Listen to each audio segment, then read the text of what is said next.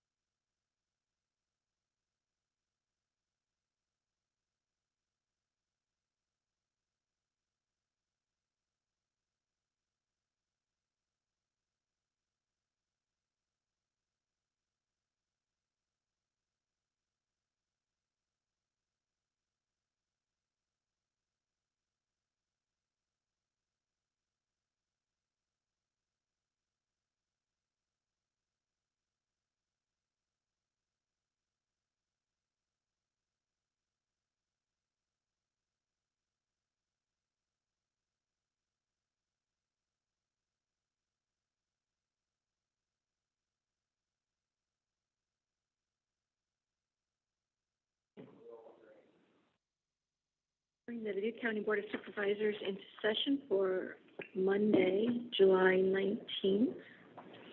And we'll begin with our work session at 8:15 with our county engineer.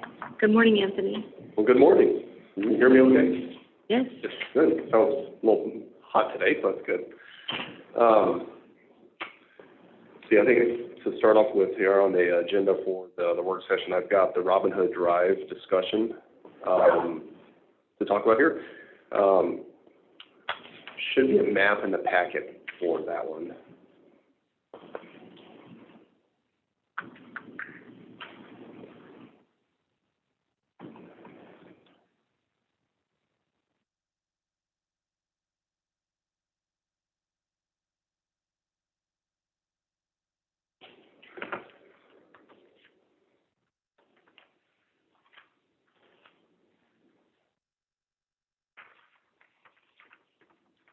Okay, there we go. So, I'm sorry, Anthony, where would the person find this? What's that again? Where was this document, the map? This should be in the packet. It's in the... Okay. I got it up. Should be the first one. Oh, I'll follow along. Okay. So back in, I'd say late April, early part of May, a request was made to myself for an entrance permit at the end of what's kind of the green line there, all the way to the east there. And this also had something to do with zoning. There was a person who was trying to develop a property. Actually, at the end of the green line, you see that large rectangular area kind of to the northeast of that. Somebody was wanting to develop that and do some development and I think build a house. And so the request was made to actually put a driveway into that location. Well, that kind of brought to light through a series of events that's actually a private portion of road, and we had no jurisdiction to actually grant a driveway permit. So in discussion, we've had some discussions with zoning, with Tammy, and with the landowners back there, and definitely came to the realization that that green portion that we have highlighted there of Robin Hood Drive is private. Now that said, all these years we've been plowing it and basically maintaining it, although we did find out that when it was paved probably close to 20 years ago, that the citizens actually privately paid for that. But since then, we have taken care of it as far as snow removal, any maintenance that would have been required. It was just sort of one of those quasi situations. And not too far ago, probably within the last 5-6 years, the portion of Robin Hood Drive to the west that's not highlighted was dedicated to the county. We went through a process at that time to officially dedicate it because we were already maintaining it. We had paved it. We've gone through that whole process. Well, what was missed in this during that time was this little segment in there that we have highlighted. So it brought to light that, hey, what do we do with this? Should we even be maintaining this if it's considered private? But I don't want to just necessarily walk away from that. I want to make sure that we're doing our due diligence and making sure that everything is legal and on the up and up. So I sent a letter to all the residents back in May 24th, stating that, hey, yes, we've been maintaining that road, but we've come to light that it's a private road, and if you guys wish for it to become public, we need you to officially dedicate it to the county, to the public. So from there, the residents responded, and sent in a petition dated May 30th, which should be in the packet as well, with all landowners except for I think one, but one was not able to get a hold of. I think he's out of town quite a bit. But in general, there's full support for dedicating this to the public and making this an official county road. So the process going forward from here would be to actually have a resolution before the board and have a dedication of public highway document that you guys would approve and officially dedicate this as a county road. So this is just strictly informational purposes today. I wanted to bring this to your attention. It would be my recommendation that we would go ahead and dedicate this to the public. One of the main reasons is that we pretty much need to drive to the very end of that green line or that green highlighted area to be able to turn around our plow truck. And, you know, there's more of a kind of a wider cul-de-sac area there that we do that at. It also just doesn't make sense for us to just all of a sudden stop plowing snow right there at a, you know, kind of a line there and dump it on everybody there. So I think it makes sense to officially dedicate the entire portion of Robinson Drive. You know, I should have given you some reference. It's off of Kennedy Road there, JFK Road. And it's, like I said, it's one that we're already taking care of. In my opinion, we should just go ahead and take care of the rest of it. Any questions with that? Is there a road underneath that green highlighted area right now? Yes, there is. But it does not have a turnaround? It does. At the very end of it, there's a cul-de-sac area where we kind of turn around. So right now it's paved. We are maintaining it as far as snow removal. You know, we're treating it like it's a county road. Just, you know, we always, I think, assumed in the years past that it was a county road. And I'm aware that there's something before zoning that was contentious. yes.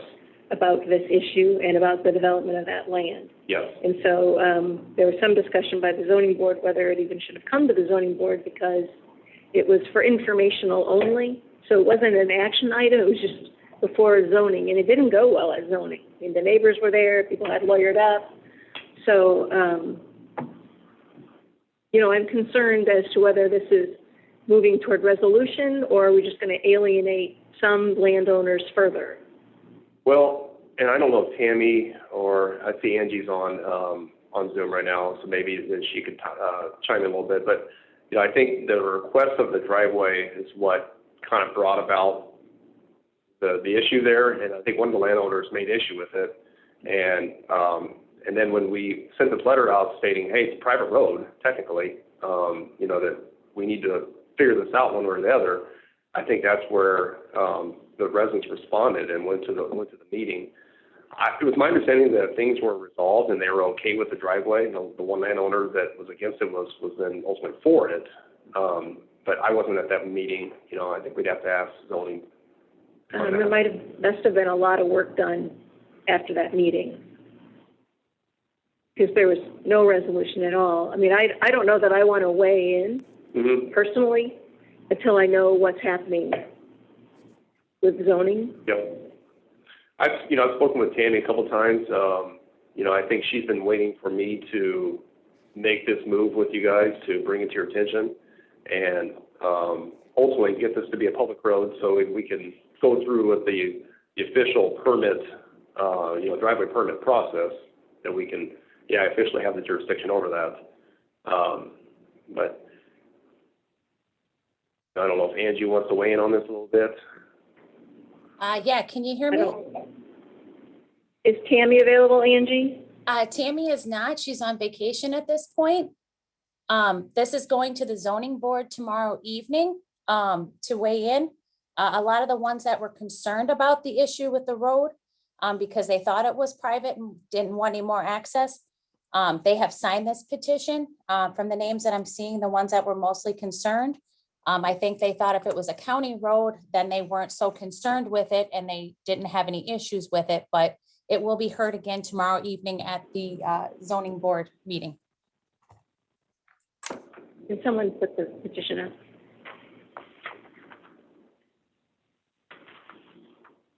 Angie, is the petition from all landowners? The petition, I believe, is missing one landowner. I was just looking that over. It's missing one from Mr. Lacy, but according to what they're saying is that he's in the process of possibly selling his house. But I'm not seeing, all the ones that were concerned about it are on here, and a lot of them since then haven't brought any other concerns to us since the last meeting. Thank you.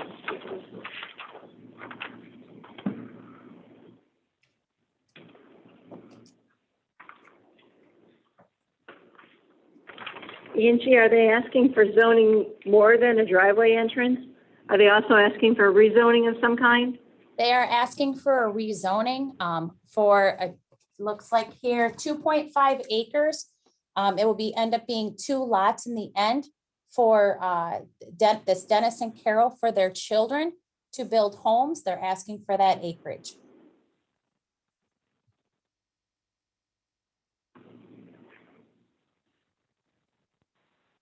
Anthony, the process of taking the public parcel or public road and making it private with many landowners is probably very difficult and not done. Right. But we have done the opposite, take private roads and then turn them into public domain. In my term, we've done it maybe 2 or 3 times in subdivisions like this. And I would say probably at least at this time, certainly you've got a case in front of us, but snow removal is also a key component of that typically. I would say the landowners we'd have to do one way or another. Either it's private or it's public. Right. And if it's private, then they don't receive those services. Yep. If it's a public road, then they get snow removal and all the other services of the county. A very similar situation we had, I think it's Ridge View Drive, out off of St. Catherine's Road. Yeah. And we found out that that back half portion was private. And, we went through the process of talking to County Attorney Ralph Potter at that time, that, hey, what do we do with this? And he said, stop maintaining it, it's private. Well, that obviously didn't, that's not going to go over well with people when we just stopped plowing snow right there. So, we went through that process and ultimately dedicated that portion to the public as well. So I would say it's a very similar situation to this.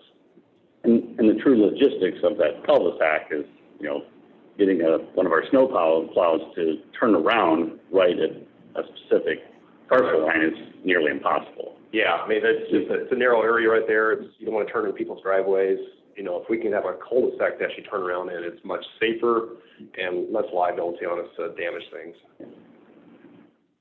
Would you expect, Anthony, to have the signatures of all of the individuals on Robin Hood Drive, or just the folks affected by the cul-de-sac issue? Just the cul-de-sac issue. Yep. Or just that green highlighted area. Right. And we sent out that letter to every one of the people along that green highlighted area stating that here's the issue. It's either public or private, so we need to figure this out one way or the other. Realistically, you have to drive down to the end to turn around anyway. Yeah. You can. I've spoken to the maintenance department, and they're like, we need to go to the end. It'd be difficult for us to not do it. And my concern is just kind of procedural. You're here, and there's a zoning meeting tomorrow night, and this was a zoning contention, and all of these folks were on Zoom, and so I just want to make sure that we're being fair to the zoning board, who's already sat through this discussion, that we're doing this the way we should. I don't sense that anybody's going to vote no if this comes before us as an action item, but it should probably go through that neighborhood process first. Yeah, and I think the goal too was just to get it before you, so you knew what was going on before this next zoning meeting, so you're aware of what's happening here, and then from here, who goes first, whether it just let the zoning take care of itself, and then we come back and do the official dedication. I'm fine either way. But zoning could do action that's conditional, I think, upon something the board might agree to. If it was like a plat where it just marches through, I probably wouldn't have a problem. But it is kind of contentious. Well, I mean, one of the issues that zoning has to deal with is the plat. It's going to have to prove that there's access, right? So we can't show that there is access, or we can't approve access until this is officially a public road. So from that respect, it may be something where we have to take action first at the board level here, prove it, and then we can approve the driveway permit for the zoning to do the plat work.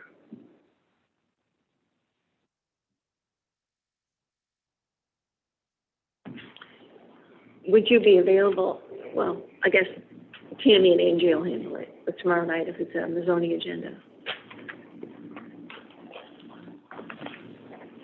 Anything further with Anthony on this issue? I believe it's informational only. I don't have anything. Nor do I.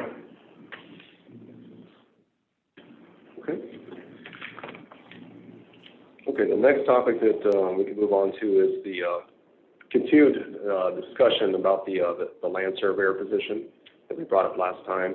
So I've got a letter there on your desk there. Sorry I didn't have a chance to submit it with a packet last week. I was gone most of the week. So I just typed it up in paper form for today. So maybe the best thing is just for me to kind of read through this memo, and then we can kind of have the discussion from there.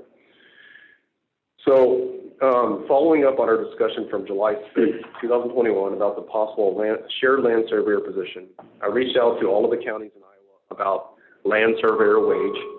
I did not have a tremendous response back, and I think some of that is due in part to not many counties having a land surveyor on staff. I also did not find where any county is sharing their surveyor with another county, making our situation very much precedent setting. Of the few responses I did receive, I believe the one that is most comparable is the land surveyor position in Lynn County. Currently, that position makes $88,942 per year for a position with 1.5 years of experience. As you recall, I made the request to compensate Wyatt Anderson in a shared surveyor role at $115,000 per year. Wyatt currently works 32 hours per week and is compensated at $70,254.08 per year. If you prorate his salary to a 40-hour per week position, his salary would be adjusted to $84,304.90, making his wage comparable to Lynn County. If we prorate Wyatt to his 40-hour per week wage and compare that to the requested $115,000 shared between two counties, his increase would be around 36.4%. When I entered into my share position of county engineer between Dubuque County and Delaware County, my salary increased approximately 35%. So I feel the request for Wyatt is very comparable to my share transition. I'd also like to point out simply prorating salaries at 40 hours per week is a bit of a misnomer because often shared roles require more than 40 hours per week. The value that both counties are getting at a per hour basis is great, especially compared to the private sector. One other comparison that I think is fair to consider is a recent job posting by the city of Cedar Falls for a land surveyor position. They posted the position with the high end of the salary range at $103,434, just a little more perspective towards that current request. In summary, I would recommend the salary of $115,000 per year for Wyatt Anderson to be shared between Dubuque County and Delaware County at a 60-40 split, respectively. This would place Dubuque County's responsibility at $69,000 per year. If you compare total compensation, Dubuque County would be saving $10,064.53 per year. Again, this is comparing to Wyatt's current 32-hour per week compensation. If you make the comparison based on 40 hours per week, the savings to Dubuque County is actually $26,516.62. So just just kind of some quick numbers there, and not a lot of comparisons really to be had out there. If I did dig a little bit with the private sector, but that's kind of tough to compare to as well, and they make anywhere from $100 to $150 an hour, $1,500 a day, but you can't necessarily take that rate at what we're doing either. So it's kind of tough to compare that as well. Definitely precedent setting, when it comes to sharing a surveyor. There's nobody out there that I found that's actually doing that. Where I feel good about this situation is obviously the budget savings to the county, but also Wyatt is very capable of handling both counties. He has a tremendous work ethic. If it takes 60 to 80 hours per week to get the job done, he'll do it. It's in him to do that. As what I and Craig do as well. We just make sure that the work gets done. So, and I think there's a lot of value in this sharing idea going into the future. I think you're going to see more of that.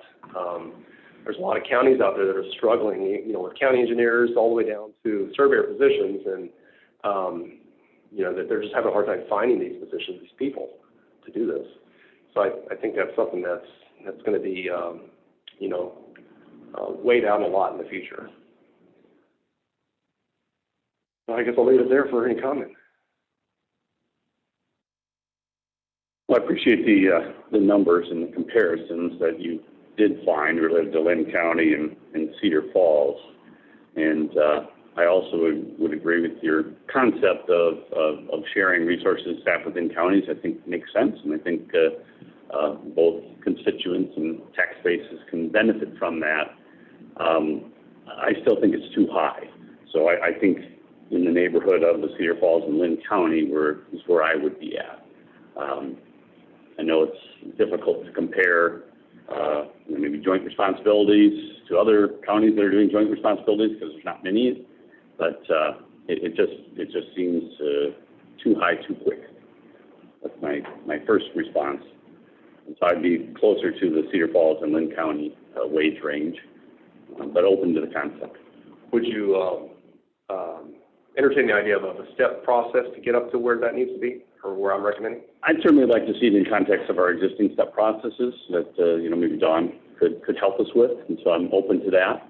And so, yeah, definitely open to that concept, but I think as a starting salary, it just still seems too high comparatively where we're at.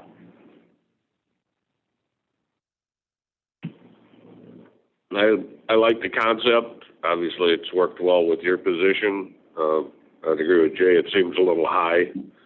I would probably think the 103,000 in that range would probably be a little better as a starting point.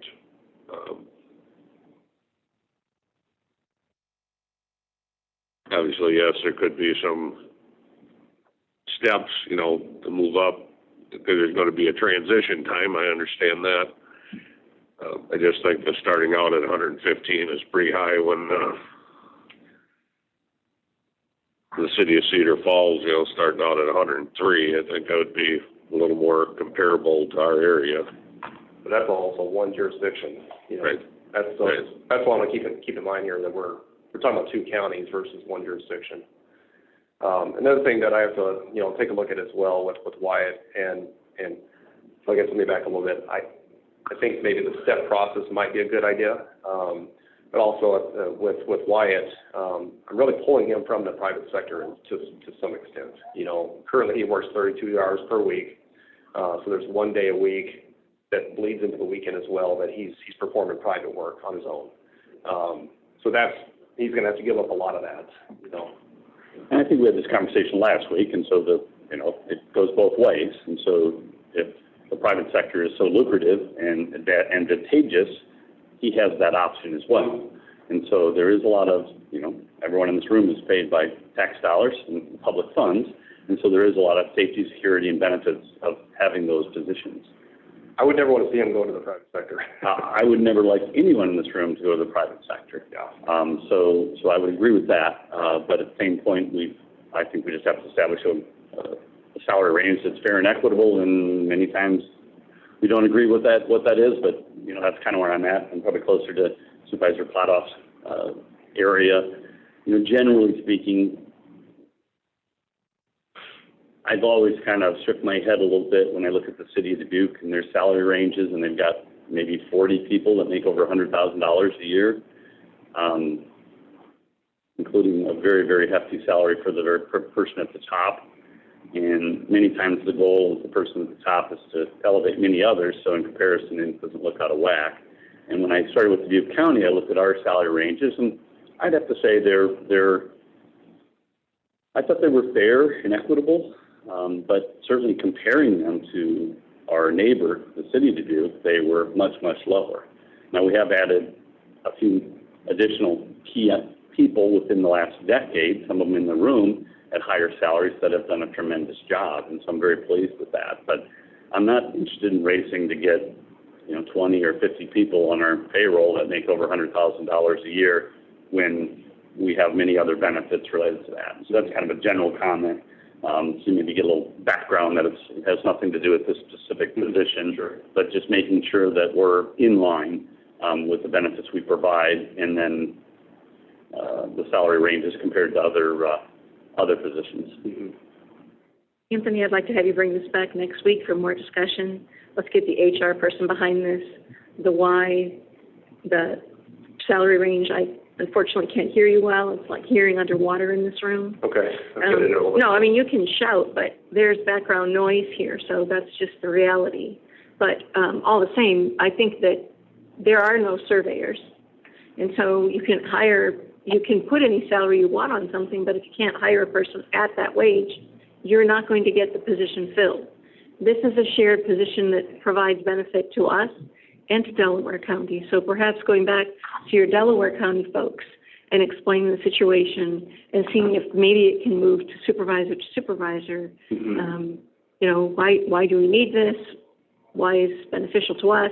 I'm not interested in the budget savings on this particular person.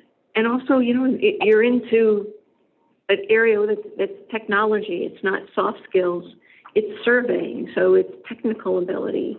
And I think that comes with higher wage demand. So is 115 too high? I don't know. If it's too high, is 103 okay? I don't know if that would get the job done and get this person hired with aggressive steps. You know, you and Dawn should pursue that and bring it back. It has value, and I don't think you're so far off the mark here that we shouldn't continue to move forward. Yeah. So if we want to test that, open the position. So your comments, I mean, we've done this others, open the position and then see what the applicants are. So we opened a naturalist position and we had like 30-some people apply for it. That's a really good sign that the position is desirable. At the same point, there's positions that you might post, you might get one or two. And so the harder we push on this, the more I'll go like, open it up and see what the applicants are. And if there's one, I'll rest my case. But you might find you'll get a dozen applicants for this position. And so I don't know what that is. And so that might be the most fairest thing to do when we're talking about, you know, assigning a position that's new. Well, I guess my goal, you know, certainly I'm pushing for this more from the Delaware County slant, right? Because I'm a shorter guy there. Right. I'll be very transparent about that. You know, that said, you know, first of all, you look at the talent out there, yeah, that there's not a lot that I don't think they would jump in on the application pool, although you might get one or two. But that said, I know what I have in Wyatt and the value that he brings, and so that's why I'm aggressively attacking this, and I'd like to see Wyatt shared with Delaware County. You know, at the same time, there would be a budget savings for Delaware County to, you know, share him as opposed to just fully opening up a position over there where we'd have to pay, you know, 1.5 times that what we're going to share it at. Does he work, is he a Dubuque County employee on a part-time basis, or is he a Delaware County employee on a part-time basis? He's a Dubuque County employee. And he's part-time? Oh, yeah, so right now he's basically part-time. He's 32 hours per week. Right. So the goal would be to move him to an official 40-hour per week guy with Dubuque County with a 28E agreement that would share him back to Delaware County and be reimbursed at a, you know, a 40% or whatever we arrive at. Does his current position receive full benefits package? Yes, it does. Okay. Yep. So he's not full-time, but still receiving the full benefit package as well. We took him down. Has pretty good value. Yeah. He receives full health care benefits. Okay. So it's That's good value. also unique. Yeah.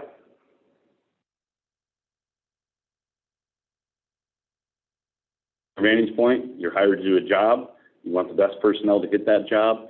At the same point, this is public money, a public system. The applicants it should be available to the public, not just insiders. Okay. So when there's significant changes. Sure.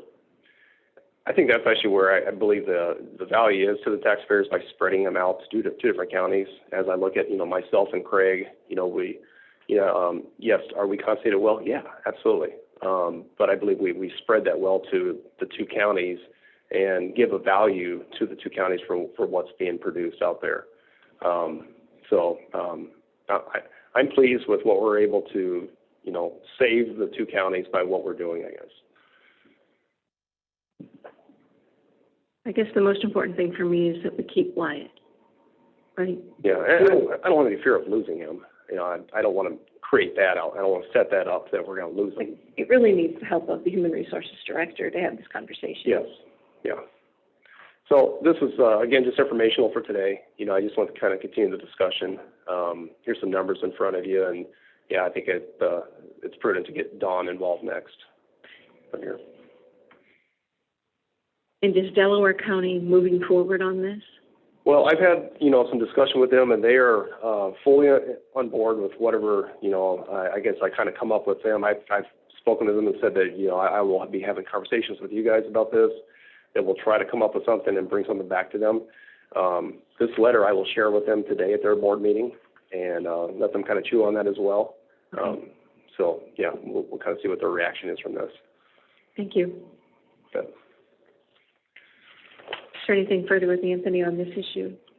I have nothing. Nope, thank you. So we're on to the general engineer's report. Okay, I'll go through my engineer's report here. For English Mill Road, River City Paving is currently paving the surface layer of asphalt. The paving should be completed this week, leaving just miscellaneous work after that. Harper Harbor Road Bridge, Taylor Construction is working on the substructure of the bridge right now.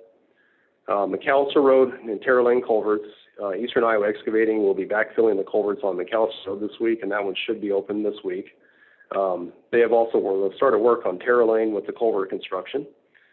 And then we have Progressive Structures doing some various culvert replacements for us, and they're currently working on Stoffel Road right now. Schrader Construction is working on Simon Road Bridge. They're starting to place the concrete beams this week for the bridge, and then once the beams are set, they'll start working on forming for the concrete deck. And then Taylor Construction is working on Stager Road, doing the substructure work for that bridge. And then just wanted to give a general update.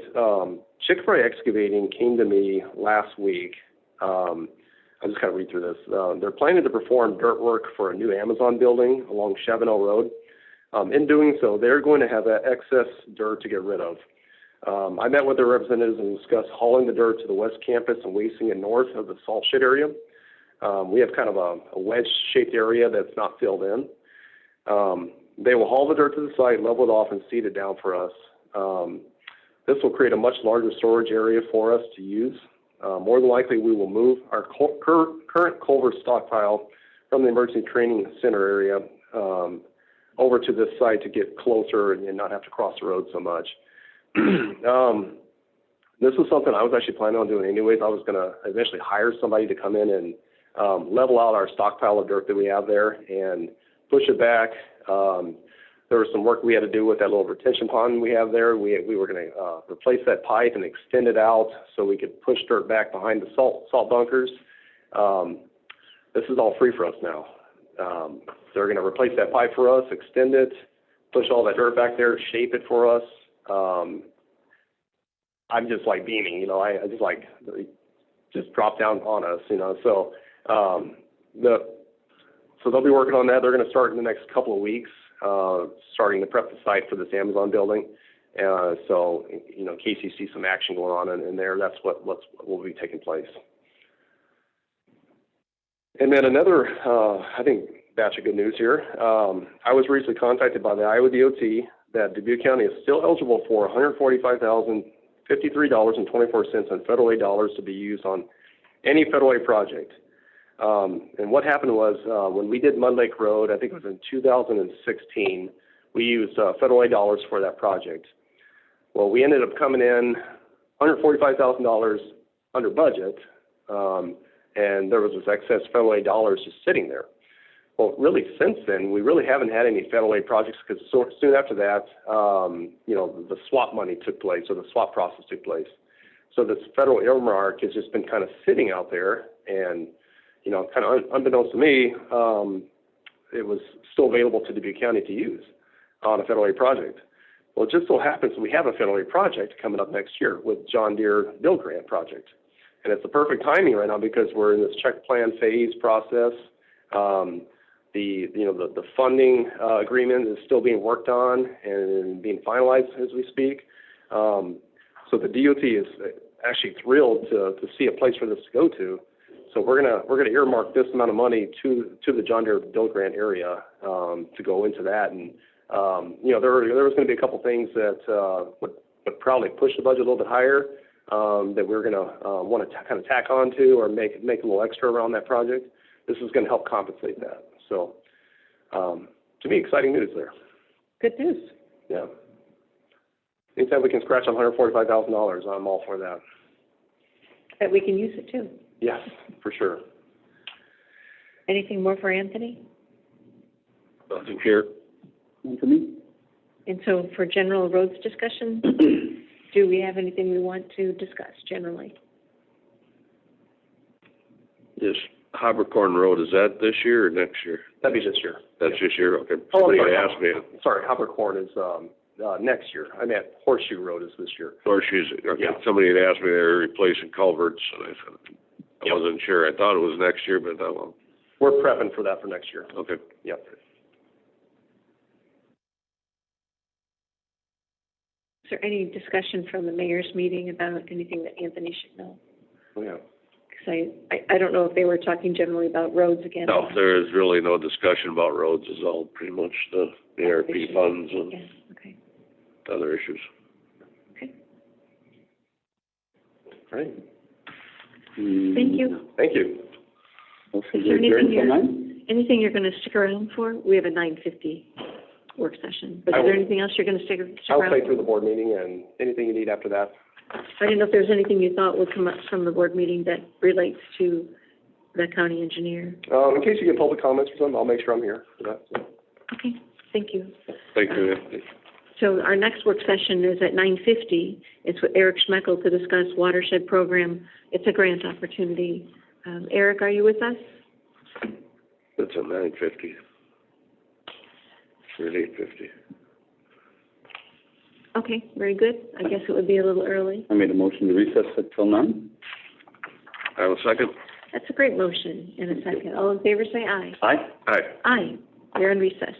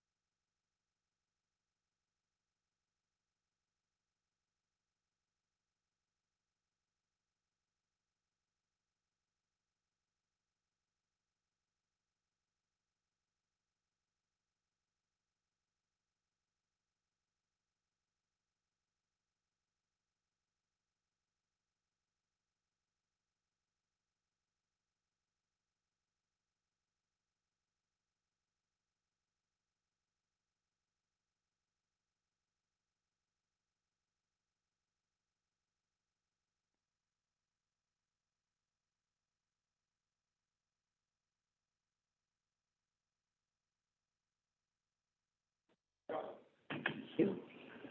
Good morning. We'll call the Board of Supervisors into session for Monday, July 19th, 2021. It's 9 a.m. We are at the board chambers in the courthouse on the 4th floor. At this time in our agenda, we have opportunity for public comments. If anyone would like to address the board on matters which are on our agenda today, you may do so. Here you would address the podium, otherwise you would raise your hand in the Zoom world or enable your video, give a wave, put a comment in chat, and we'll hold a moment to see if anyone wishes to address the board.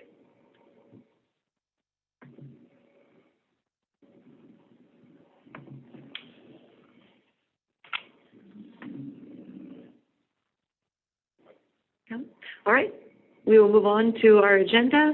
We always begin, the first thing on an agenda can be a proclamation. We do not have any. Next is the minutes of July 12th. Do we have a motion to approve? I would make a motion to approve the minutes as presented. And I will second that. Motion is second to approve the minutes. All in favor say aye. Aye. Aye, that motion carries. Next would be consent items, which we can act on with a single motion if we wish. There are 2 liquor license applications, one for the Dubuque County Fairgrounds and the second for basically relating to Major League Baseball. I'll make a motion to approve both consent items A and B. I will second. Motion is second to approve the consent items. All in favor say aye. Aye. Aye. Aye, that motion carries. Next on the agenda, we hold time for procurement procedures, but we don't have any today. Also, item 5, public hearings. There are none. 6, for the approval of plats. None have been presented to us, so move on to action items. The board can take action or table, and the first action item presented is the hiring of deputies, assistants, and clerks, and I believe we do have a resolution there. If folks are comfortable taking action on this, we do not have our Human Resources Director with us today. I would make a motion to approve the resolution for the hiring of deputies and assistants and clerks. I will second that. Motion is second. All in favor say aye. Aye. Aye, that motion carries. Next is a resolution regarding a collective bargaining agreement with the Teamsters Local 120. I think we are without context on this and update. I would look for a motion to table. I would make a motion to table until Human Resource is back. I will second that. Motion is second to table the collective bargaining agreement with Teamsters Local 120. All in favor say aye. Aye. Aye, that motion carries. Next resolution is to approve collective bargaining agreement with Dubuque County Assistant County Attorneys Association. Would also look for a motion to table. I'll make the motion to table. I will second. Motion and a second to table this resolution till we have input from Human Resources. All in favor say aye. Aye. Aye. Aye, that motion carries. The next resolution is to approve the annual Sheriff Equitable Sharing Agreement. This is pretty pro form. Did you recognize this, Harley? That's what federal forfeiture funds balance is, isn't it? Right. Mm-hmm. I would make a motion to approve the annual certification report. And I will second that. Motion is second to approve the resolution. All in favor say aye. Aye. Aye. Aye, that motion carries. Next are communications or correspondence received by the board that we would receive and file without taking action unless a supervisor would wish to do something different. The first A is manure management plans that have been received by Bernard County Dairy, Gary Burkle, Knuth Home Farm, Ryder Dairy, Gary Wessels. Do we have a motion to receive and file? I'd make a motion to receive and file the manure management plans. And I will second that. Motion is second to receive and file. All in favor say aye. Aye. Motion carries. Our next communication from the county attorney appointing a representative for compensation board, letting us know who that is. I think it continues to be Attorney Fran Hinkles. So we want to make a motion to file. I will make a motion to receive and file the communication for the compensation board. I will second. Motion is second. All in favor say aye. Aye. Aye. Aye, that motion carries. Next to appointments, we need to appoint a board member to the Tom Hancock Grant Review Board. I'd had interest in this in the past. I don't know if other supervisors also have interest in appointing, is that something It's you're? relatively new. I don't think, maybe you've gone through two, Stella might help. There's been 2 or 3 iterations of the awards for the Tom Hancock. 2 or 3. So it's new. In the past, there hasn't been a supervisor on that board. With Chair Dave Baker. Was he actually on that board? Okay, for the awards? Wasn't he? I didn't think, I mean, I know he attended the meetings, but I don't think he was quota voting board member. I mean, if we did have precedent for a supervisor to be on that, then it makes sense to continue that potentially. Agreed. But otherwise, I would generally, my thought would be not to have a supervisor on that board and to allow the 20 plus or give or take a few more or less of the communities to work out the funding mechanisms and the awards amongst the group. I appreciate your comments, and I think maybe my memory is that they weren't sure they'd find a woman. Is that what it was? I don't recall that. And then I offer that to bring equity to the some gender balance to the board. Do we have a nominee? Did we have someone who's? I didn't see anything in the packet. Chair McDonough, Ed Raber has raised his hand if you wanted to hear from him. Ed, did you have some comment for us? Thank you, Chair McDonough. This is Ed Raber. The information that Tom Berger from Emergency Management had sent to Dawn and I was that the defined makeup of the Tom Hancock board includes, as one of the participants, voting members, a county supervisor, and that had been Supervisor Dave Baker until he left office. The other individuals' terms, which I believe some of which you will be asked to appoint, don't expire until 2023. And so this is a position that is defined in the way that the group was structured according to the information that Tom Berger had sent to us last week. Can we have that information presented to the supervisors? That would be helpful. And it doesn't have to be today. I'm sure it's no direct immediacy. Maybe we can put this on the agenda for next week and have what were the appointees and or their terms so we can kind of see the whole board. I look for a motion to table. So moved. I'll second. Motion and a second. Do we have other questions that we would like to have be further reviewed or presented to us about this grant? Maybe just bring back for everyone just the resolution that credited and the dollar amounts and the current board appointees. I think would be helpful just to kind of set the table, so to speak, on what's happening. We will get that. Thank you. Motion and a second to table. All in favor say aye. Aye. Aye. Aye, that motion carries. Thank you, Ed. I appreciate you giving us some better context. Next are the open vacancies that exist at this time. Does anyone wish to make comment? Move on to item number 10, which is personnel requisitions. We have a resolution seeking approval of a personnel requisition for a clerk for the county attorney's office. This is our standard form. Looks like the position is budgeted and has been in place. I think it might be for additional hours. Are there a few more hours? It was a part-time, maybe moving to full-time.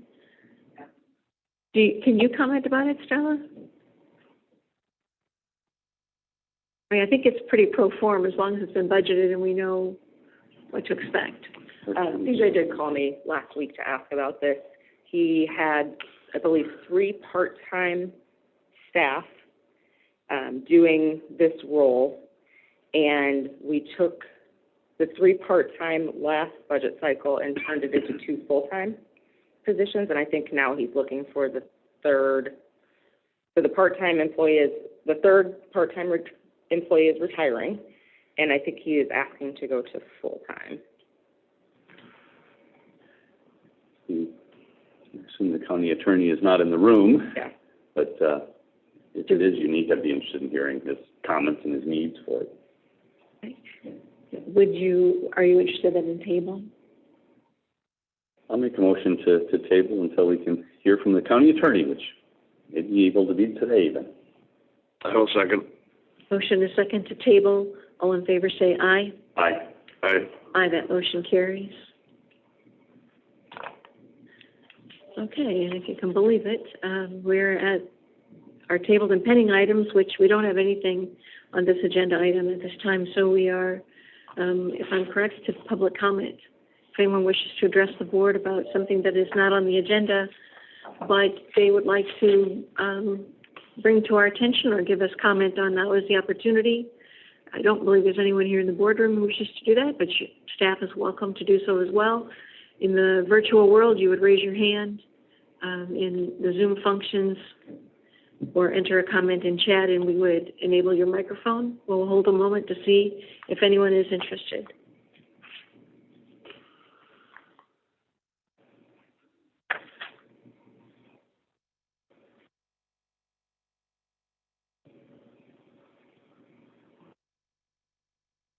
We don't have anyone appearing to do that in the virtual world, and no one's at the podium. I would entertain a motion to recess until our next work session, which is at 9:50. So moved. And I will second that. Motion is second to recess until 9:50. All in favor say aye. Aye. Aye. Aye, that motion carries.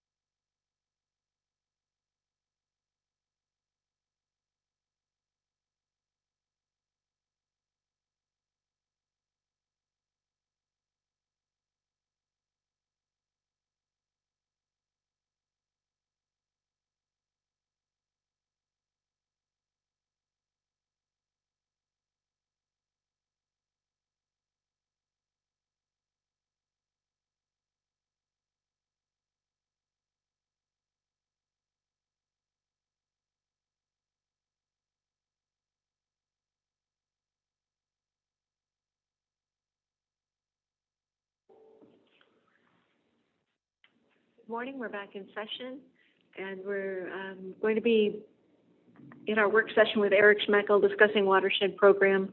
We have a grant opportunity. Eric, are you with us this morning?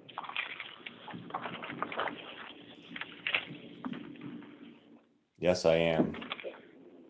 Good morning. Good morning. Good morning. I was having some audio issues. I was like, is the Zoom thing not working for me this morning? But we're good to go here. So yeah, just real briefly here, we've been working with the Sand County Foundation, which is located up in Madison, Wisconsin, for a few years in the Dubuque community. They were a partner with the city of Dubuque as far as some of the nutrient reduction exchange MOU work that was taking place in the past years. But they've been involved in many parts throughout the Midwest and throughout Iowa, working on conservation related measures. And in the memo that I sent over last week, they approached myself with an opportunity that I believe would be a good one for Dubuque County, in that they would be the lead agency applying for a National Conservation Innovation Grant, also known as NRCS SIG. They have their idea is to use science behind why some of the farmer-led groups throughout the Midwest are more successful than others, and what it takes to have kind of farmers organize and create and facilitate and look at success measures in their efforts as it relates to conservation measures and profitability and so forth. The intent behind this grant is to use both my time and Zach, our conservation agronomist, Tim's time as an in-kind match towards dollars and efforts that we're working on in Dubuque County, very much related to some of our priorities, establishing good, healthy communication between farmers and growing our program and ultimately changing the land. So the opportunity right now would be to be a partner with several other organizations throughout Wisconsin and Iowa. I think we'd be the lead agents or the lead partner in Iowa to kind of continue growing farmer-led groups in Dubuque County. And then also looking at how we could use our land stewardship funding opportunity that's budgeted and use that as a in-kind match towards having Sand County Foundation supply us with some additional funding for, let's say, a farmer-led group in Dubuque County to kind of experiment and money to try things that we haven't tried in the past or that we're not doing, and that we could look at building another concept off of pilots essentially, and having kind of farmers lead the way. We obviously would be facilitating and would have oversight, but Sand County Foundation would be the lead agency. We would just be a supporting partner in this grant opportunity that exists. So I'll stop there and see if I can answer any questions.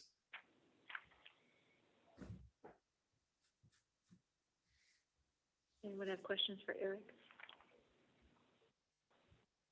So Eric, we wouldn't be receiving any funds, but we would be receiving services from Sand County Foundation. Is that correct? We would be receiving services from Sand County Foundation, and we would our $100,000 that is quoted in the memo, we would receive another $50,000 off that $100,000 in funding for farmers to come up with creative proposals submitted between myself and Sand County Foundation. They would be the administration that would approve everything, but they could receive another $50,000, let's say, for our watershed working group to experiment with certain things related to growing success in conservation and farmer-led groups. When you say they, so the money trail would be Dubuque County would receive an additional $50,000, and then the concept we would write $50,000 check to Sand Hill to do the work? No, the $100,000 that we're spending in Truterra would just be Correct. used as an in-kind kind of match for implementation funding. The $50,000, if Sand County is successful, the $50,000 would come to the Dubuque farm groups, like our watershed working group, to experiment and play with some of their research. So it would still be money that would be going into Dubuque County land. It just would not shuffle through the county. And so I'm confused about this groups and who the funding would go to. So that's, I'm still unclear. Is who would the $50,000 in funds go to? What entity, what group, what name? That would be kind of yet to be determined. I think if they're successful in the grant application, that would have to get worked out with the contract with NRCS, exactly how the money shuffling would take place. And NRCS would be the entity awarding the grant? NRCS would be the entity awarding the grant to Sand County Foundation. If Sand County Foundation feels like if they're successful and they need to set up a separate contract with Dubuque County for the $50,000 that would come in, that's something that we could discuss with Sand County at that time if they're successful. A lot of the contract negotiations can get taken care of if they are awarded a successful applicant. I guess that's what I want to be clear on. I know we had a conversation and kind of got the background. I'm generally supportive of it, but you really want to understand the money trail. My thought was the funds were going to Sand County Foundation, which I'm comfortable with, but you're kind of alluding to that they might not stay there. They might go somewhere else, and that's the question I still have. If it's somewhere else, I need to know where. Yeah, I think so. All the funding would come to Sand County Foundation. They're the lead applicant. The contract would be between Sand County Foundation and NRCS. We're not asking for any dollars in this grant application. We'd only be supplying in kind of what we're already doing. So Got it.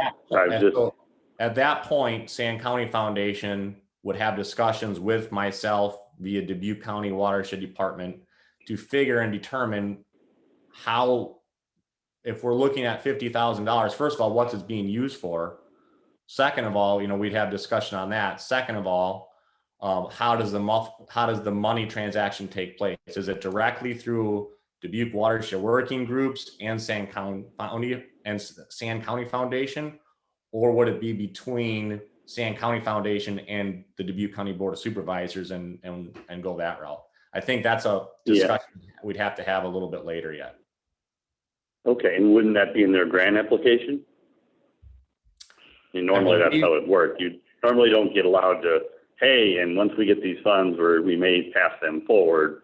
That usually it's not typical in grants. So I guess I'm just looking for more clarity on that. I may be comfortable in both ways, whether it's, whether it goes to the Soil and Water District, whether it goes to Dubuque County Supervisors, whether it goes to a third group. But that being an unknown, I would like to understand what Sand County Foundation plans to do and what their language in their grant application would say.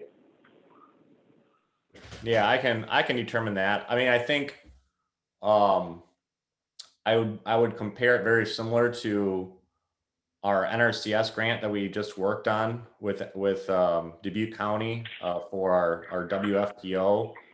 They awarded us $650,000 in the grant. They didn't say you have to spend it with so-and-so. It's for consultants, to do work, and they understood that.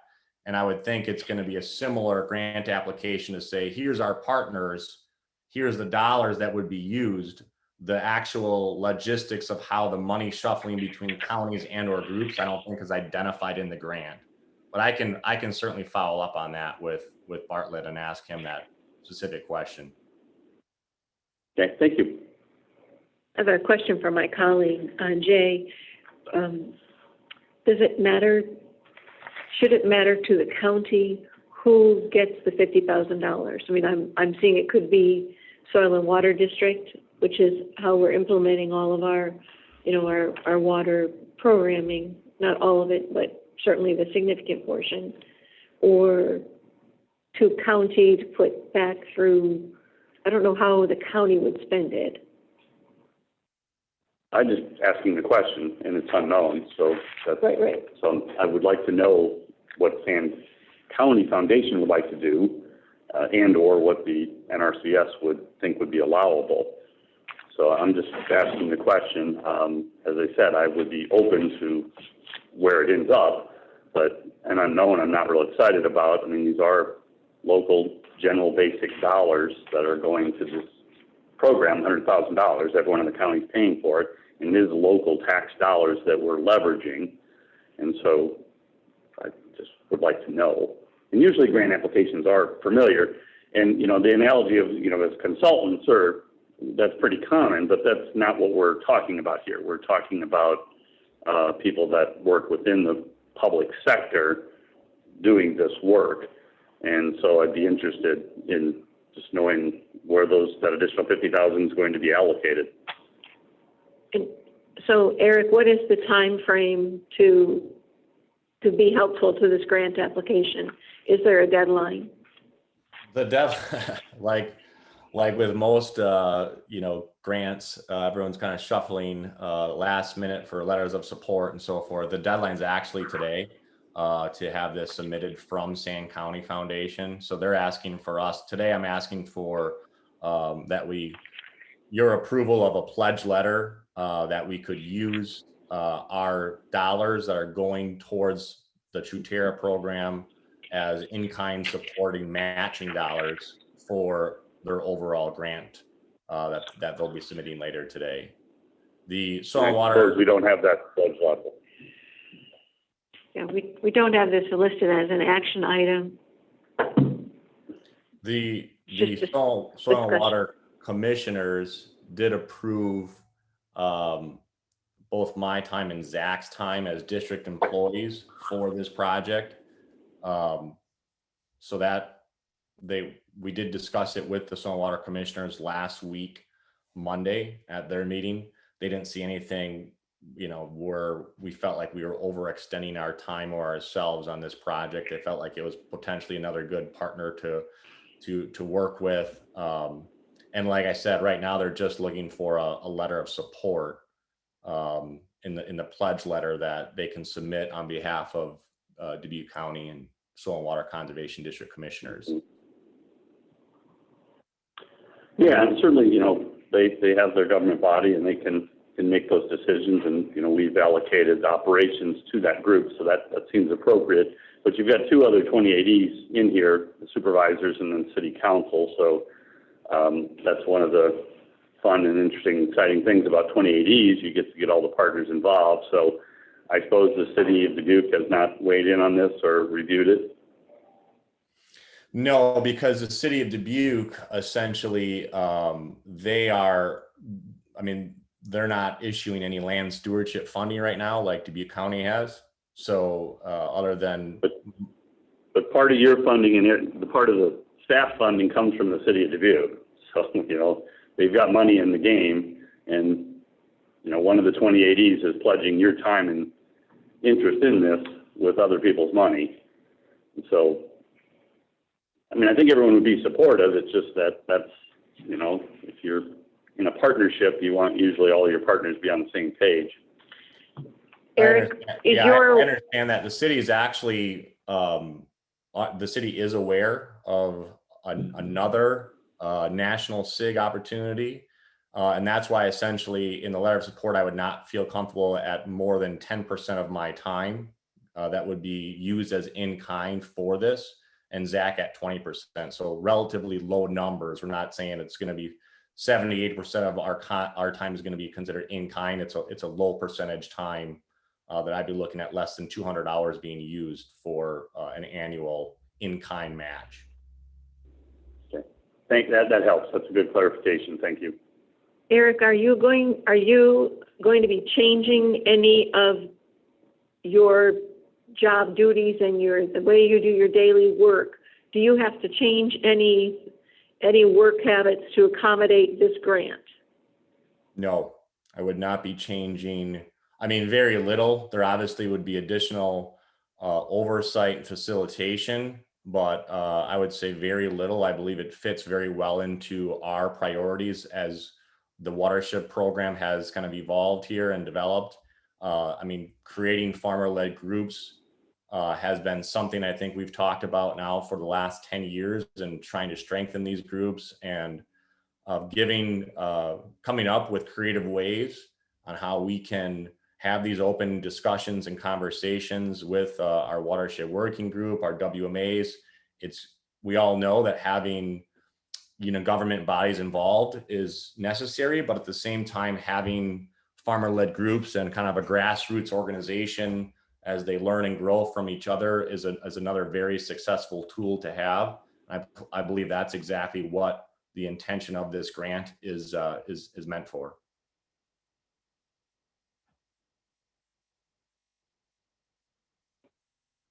The concern that I had in the actual memorandum was in the understanding that we would be making a commitment, I believe, to Truterra for 3 years going forward. Right now, we're in our second year, correct? That is correct. Yep.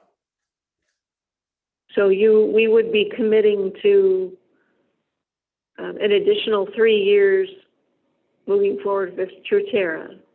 I mean, I would not say we would be committing specifically to Truterra. That was just an example I had mentioned. There's 390,000 approved for fiscal year 22. We could just say $100,000 total. If we are only comfortable with what's been approved for fiscal year 22, that would be fine too. We can go 1 year and tell them this is all we can have to offer. We don't know what 23, 24, 25 holds, unless the supervisors feel differently about that. And knowing that it's 390,000 have been approved the past 2 years, if we still feel comfortable that $100,000 would be there as part of a match to get another $50,000. That's a fair question, and I open it up to you guys, I guess, for discussion. I like that it doesn't have to be Truterra. It could be, I think our commitment is going to remain for 3 years to the program. Yeah. You've got a few things going here. So what I'm hearing you say is that today you need a letter of support. So that's not in front of us. And so we certainly could give the chair latitude to create a letter based around this, but it would be nice to have that letter in front of us. And then I'm still confused. So the 100,000, you're committing to 100,000, which is currently in our budget for Truterra. Is that correct? Correct. And so what's the 3 years then? So I'm lost on that. Is it 100,000 and or plus 3 years, which is 300,000, or is it 100,000? It's 100,000. What they're asking for is a 3-year grant starting in the spring of 2022. So it would be they would be whatever you feel whatever the county feels responsible for or would commit to during a 3-year grant. So the grant would start in 22, it would end in 25. So $300,000 could get used as part of in-kind match, $100,000, which would mean $50,000 in additional funding for Dubuque County to collaborate with farmer-led groups throughout the county. So we're pledging 300 over 3 years, not 100,000 over 3 years. Correct. Now, So 100,000 each year, so it's getting more complicated. So I mean, we certainly have done that before. We're in our 2080 agreement already that states 10 years or 7 years. Not that I wanted to go that long, but we did. And so this would be a continuation of that pledge for 3 years for 300,000, and specifically calling out Truterra. No, we would not specifically call out Truterra. It would just be, it would come as match as part of land county stewardship funding. So, And I certainly mean, that, you could call out Saltwater Outcome Fund, you could call out Eco Services, you could call out Truterra. It's all dollars being spent back with Dubuque County landowners on conservation measures. It really specifically does not matter which Yeah. program you use for match. So, yeah, I'm more comfortable if we don't name a vendor or a specific program, but we reference our watershed programs. I'd be more comfortable with that. And if it's 3 years at 100,000, I think that's what we would want to know and have that be publicly stated and make sure that the budget director and other people are aware of it. So, you know, if those are the components, I'm generally in support of. but Jay, I think that, I'm not trying to be argumentative, but the 28E agreement already commits us to greater than $100,000 per year. And if it's just taking that allocation that we've already agreed to, I mean, it does have an out provision, right? Yeah. It does have an out. We can cancel the 28E agreement, but it would basically be saying, what I want to make sure that the community understands is that this is not additional funding or adding to the budget. It is just taking funding that we already have in a funding stream. Another level of commitment, though. So it's another level. So if we've got one level, we're adding a secondary level. We're not adding more dollars, though. We're just saying that part of that Just funding. commitment to funding. So you're adding a second layer of commitment to funding. So you would have both the 28Es, then you'd have this grant as well, committing funds to NRCS. And then the other piece is, you know, we're in a 28E. City of Dubuque is not taking any public action on it. I'm glad the Soil and Water District did, and that's very appropriate. But why get into a 28E with other governments if you're not going to include them in the decision-making? I think it's recasting the work that we are already doing it and using it to bolster another grant application to move I would forward. generally agree with that. So it's no additional funding for anyone. It's a commitment, but it's But it is not additional dollars that are, you know, so it's just an additional commitment. So if you would unwind the 28E, you'd also need to unwind this too, so you have now two agreements to unwind. Well, I understand what Eric's saying is we could write the letter of support. I'd like to get to a letter of support. I would too, I guess maybe for context, if we're doing a letter of support, let's have it in front of us. I think that's full disclosure. We don't have that. And then if you're in a 28E, which these funds that pay for these salaries, granted it's very small, 10% and 20%, that's not just Dubuque County money. That is the city of Dubuque's funds as well. And so that's, you know, I wasn't a big fan of the 28Es, but when you go into those agreements and you have funds that are commingled from other governments, I think all the parties should be aware and all the parties should be at least, you know, have in a public setting those approval processes. That's just a general statement. That said, I support this, and I think if we, I'm getting more clarity, if we don't mention a specific vendor, and we do mention 100,000 over 3 years, that took about 15 minutes to get to, I'm comfortable with this.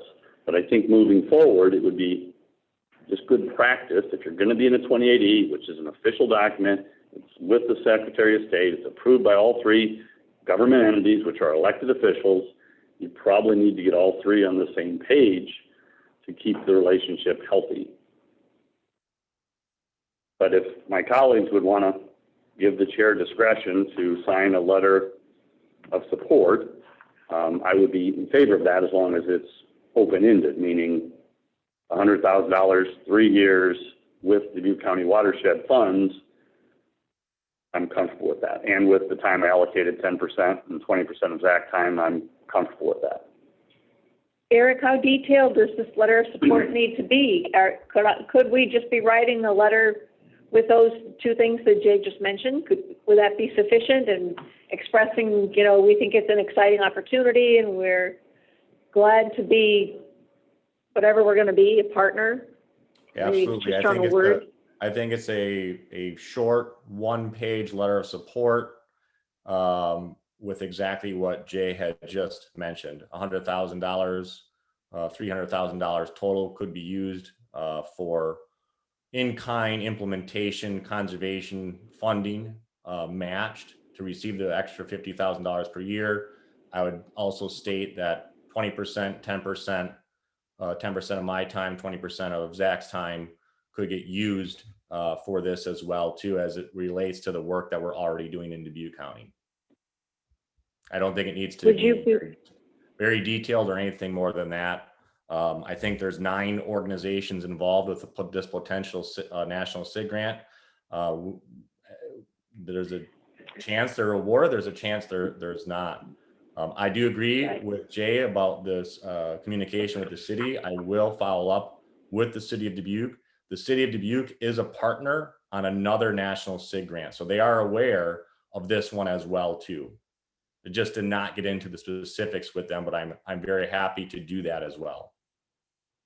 I would suggest we might think of having our 3-year $100,000 with just adding, I don't know, my grammar teacher would be unhappy with me, but adding the provision that it would be subject to our 2080 agreement, you know, something like that. That would give us the out to say if we enact something under the 2080, it's only our commitment to 3 years is subject to the 2080 agreement. That would give us broad latitude. It's not tying anybody's hands as a partner. I don't know. I mean, a letter of support is just going to be either supportive or non-supportive, but drafting it so that it's subject to the 2080 agreement generally would, I think, give us an out. Yeah, I would support that. And I'm sure going through the grant process, they're looking to plug in our dollar amounts, which would be those $100,000 times 3, and then the calculations of your salary. I don't know if you have those off the top of your head, but they're probably going to take your internal salaries for you and Zach and then do the math on 20% and 10% over 3 years. And that's going to be the, contribution that will be leveraged for the additional federal funds. So I'm comfortable with all that. I don't know, Supervisor Potoff, what's your thoughts? I'm fine with that. That's a little confusing at first, but I think I'm getting a better picture of it now. And me as well. So, sometimes these little, so I will make a motion to have the chair assign a letter of support for this SIG grant in which Sand County Foundation will be our lead member of that grant, and that the Dubuque County and the 2080 support will be 10% and 20% of staff time, along with $100,000 annually in implementation funds. Before we do second, I'm just going to ask the auditor, we have a work session with discussion. Do you believe we can take action, a motion? I would second that motion. We have a motion, a second, to enter into a letter of support. All in favor say aye.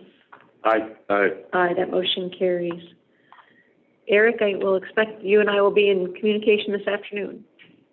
Thank you. I will get you something drafted up here in the next hour or so, and I will follow up with you this afternoon. And I can come out to you if you're at Westside Campus. Okay, that would be great. Okay. Real quickly here, I know I'm over my time limit. Thank you for your patience and working through that maybe confusing grant letter of support document. Bob, I just wanted to comment real quick on I should be getting as far as structures and eco services projects.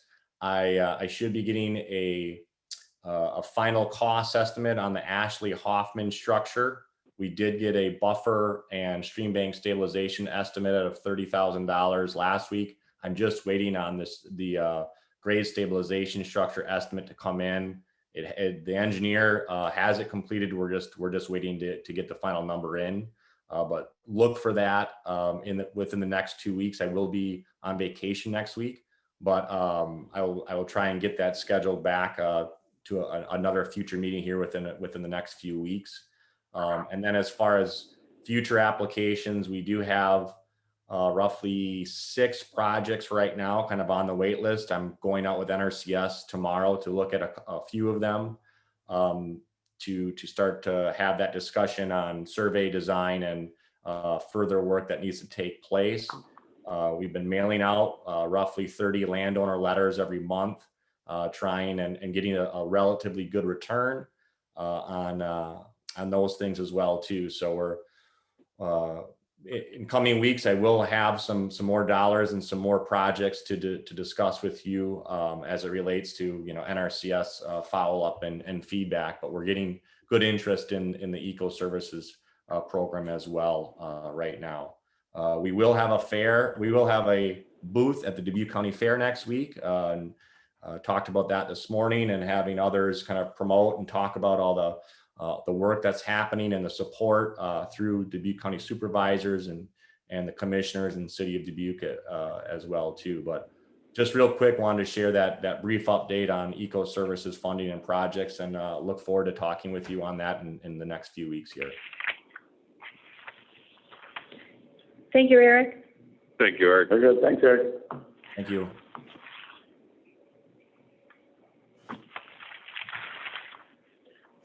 Next, we have, I think, some guests from the city of Epworth.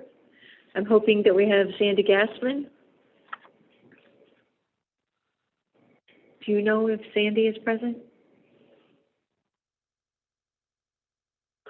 For some reason, I am drawing a blank with regard to the... We're going to be discussing the Epworth funding request at 10:15. Stella, are you going to walk us through that, or what's happening? In our funding request document in the packet. And I think it was, 10:15. Supervisor McDonough, this is Ed Raber, and I can perhaps help if you'd like. Okay, please. I spoke last week with Epworth City Clerk Janet Berger. There it is.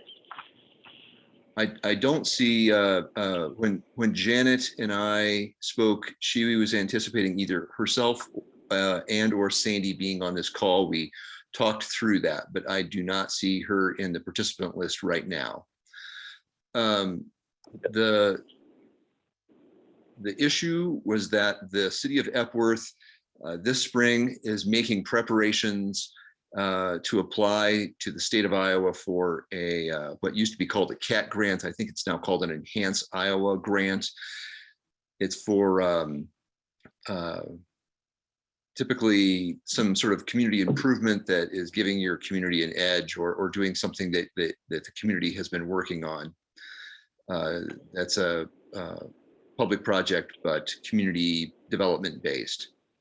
One of the requirements of that program that the state has is to have some sort of contribution that is unspecified in amount or scale or percentage from the local county. So that would be Dubuque County in this case. They are asking for $10,000 toward their project that is about $500,000. Janet had indicated the application that is in the packet here is from this winter, but Janet has indicated that they've raised commitments for most of the funds, and has indicated that at the end of August, in another month from now, is when they anticipate making their application. That is the deadline. So they have a little bit of leeway, but they will be asking the county for some kind of participation. Again, there isn't anything that tells you exactly what that needs to be, but $10,000 is a typical figure for a project like this in terms of size. So that is what they're looking for from you. And I believe as we talk through that, couching this project, although it is for a splash pad, Epworth is viewing this as an economic development project that would be an amenity that would be attractive to its existing residents and trying to keep them there, but they're viewing it as a economic development project that would allow them to attract new residents to the Epworth community.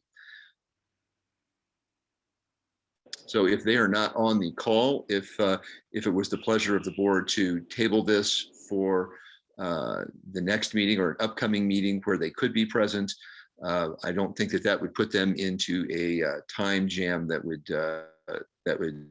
harm their project. Well, maybe we can do a shout out. We do have Sandra's iPhone on there. That would be, I see you muted it again. Can you unmute that phone and see if we can? We have asked, Okay. Okay. I've asked to unmute multiple times. Most likely, if they're on the call, they should be able to hear us. But that could be Sandra Larson too. Could be There's many somewhere. other Sandras Sure. that play. I guess what I would wonder is if we have established the criteria we need to process this under our new grant proposal program that we've been working on for some months. Yes, so our plan is to discuss that program, I believe at the first board meeting in August, to discuss how we want to move forward with our grants, knowing that we're going to put some different application and monitoring in place. Yeah, well, I think that could fit underneath there and has in the past. I mean, I would look at the example of the City of Dubuque Parks and Recreation, that we just working on agreement there for $50,000 for the next 10 years, $500,000, and that didn't go through that process. So in previous years, we did fund Cascades Pool for $25,000. We funded Miracle League for over $50,000, which is in the City of Dubuque. And as I mentioned recently, the City of Dubuque Park and Rec and their relationship with the Mines of Spain for a 10-year agreement, almost $500,000. So I see this as a modest ask, and I see it as a great use of funds, so I will be supporting it. But I am very interested in having the city here and having make sure all the documents are in line. But I think it lines up to our previous requests and our previous approvals and makes good sense of the public funds. So if I can just give maybe some background, the EB Lions document is going to be in the 28E agreement, and that is different. That is exempt from what the state auditor is having us look at for terms of creating this grant program. So what we've done in the past with the grants that come in under this funding request that we see on screen share, what we've done in the past has kind of come to a stall, as we have a state auditor that has brought this issue into direct light. He is looking at this, I think, with a lot of discussion about whether we, all counties, have to look at their grant funding requests and how they do that. And he's been up and down and in and out, and this discussion has changed. So we're waiting for our team to get the latest from the auditor, the state auditor, under our auditor's information. So that's where it's different than previous years. So this Agreed, but I think it might be that we've done this in the past and would do this again, but we got to get it into the right boxes this time to pass. I agree related to grants related to the private sector. So grants related to the private sector, I agree. The City of Epworth has very smart people, just like the City of Dubuque, and if they say the mechanism is the 28E, the City of Epworth staff members and their citizens would say, well, then just put that in the 28E, because we would like our funding and we would like our appropriations just like you gave to the City of Dubuque. And so if that's the mechanism, they're a government entity, if the mechanism is a 28E to, make sure that it passes the auditor, then let's do that. That is new information. But to shut out other cities when we're giving funding, big funding to the City of Dubuque, our small towns need it the most. And why we would put them through a different criteria when we, left and right, sign agreements worth hundreds of thousands, if not millions, of the City of Dubuque is unfair. And so I will be supporting this. And if the auditor gives us direction, or our attorney gives us direction in the format, I would take that every day and twice on Sunday. I think it's unfortunate you chose to use words like shutting out small communities, because that's just an outrageous way to phrase this. I'm glad you're not shutting them out. Hopefully we'll get you to supporting. Of course, but we have to do this. This is how it was submitted under this funding request, which puts it into a category of process that we are now being scrutinized for. So that's why it's coming in a different format. So to mix it in with other funding that we have done with other partnerships, it's not the same thing. If they had sent in a proposal for a 28E agreement, we wouldn't be looking at it under a funding request, right? So maybe we're talking about paperwork and semantics and headings. I think, But let's get it right so we know where we're going to go and treat all of the folks. We have, what, 30, 40 of these pending that all look just like this, just different numbers? no, not city. We don't have 30 or 40 city ones. This is government. This is government. So that's where I'm, Only you were drawing that distinction. Rob Sand didn't draw that distinction, did he? No, the state auditor did not draw that distinction. So we got to get this I'm right. saying we don't have with the 30 state government, auditor. we don't have 30 government proposals, okay? We don't. I don't think there's any dispute about we want to assist Epworth with this project. Amen. I'm with That's you. not the issue. The issue is getting them the funds the correct way that it complies with what the auditor's requests are. That's all it amounts to, is we just have to get it worded right, or whether it's a reimbursement type thing where they purchase whatever and we reimburse it. There's no doubt we want to give them the funds. It's just a matter of following the right procedure, that we're not violating the auditor's rules. There you go. I'm very comfortable with that. Thank you for clarifying that. But I will remind the board, keep in mind, we just appropriated funding requests for a company, a private nonprofit in Wisconsin. They're leveraging our dollars. So let's just be a little kinder and nicer to our good folks of the city of Epworth and the other small towns, because they need it. We have to be aware, our job is to be stewards of all of the funds, all of the citizens. And so to cast things as somehow being unkind or unfair, that's just a stretch, Jay, that you're making by yourself. If you look at dollar for dollar, look at for dollar to dollar and dollar amounts that go to some local governments, the largest versus the smallest, I think you'll quickly, very quickly, realize the inequities. And so if you want to go down that path, our budget director next meeting could provide us how much checks we write out to the city of Dubuque. They're substantial, okay? They're substantial.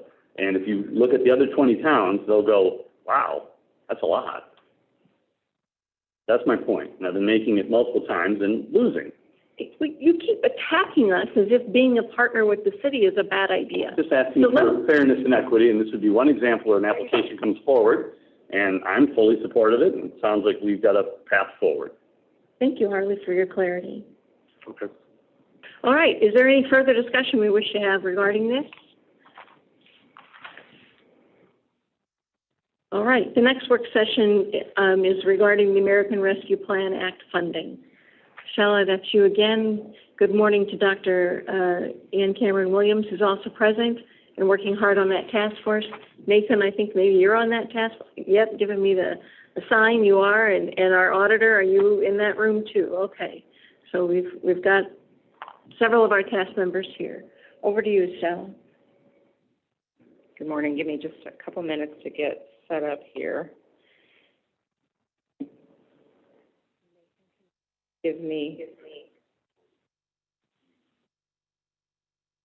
I'm on the Zoom, so I can know what's that going.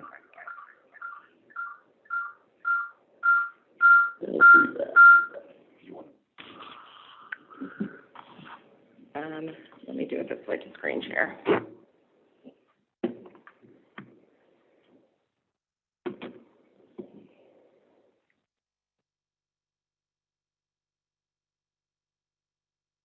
You need a few minutes, because I could use a few minutes. Yeah. I'll make a motion to recess for 3 minutes. I will second. Motion is second to recess for 3 minutes. All in favor, say aye. Aye. Aye. Aye, we are in recess. Sorry.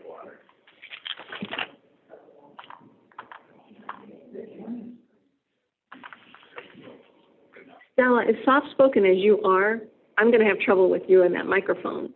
Is it, I mean, you're the next, you actually take away the rest of the meeting. You're the rest of the meeting. I think so. You're also going to be county office space, right? Okay. Nobody's talking about county office space. That's at 11 o'clock. I got it open. I do not have it read yet, I'll be honest.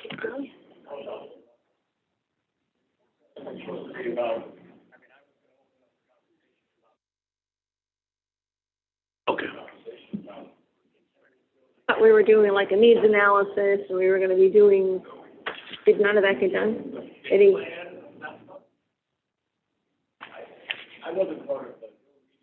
It was a discussion that happened right there at that table and you were present. So we toured the building.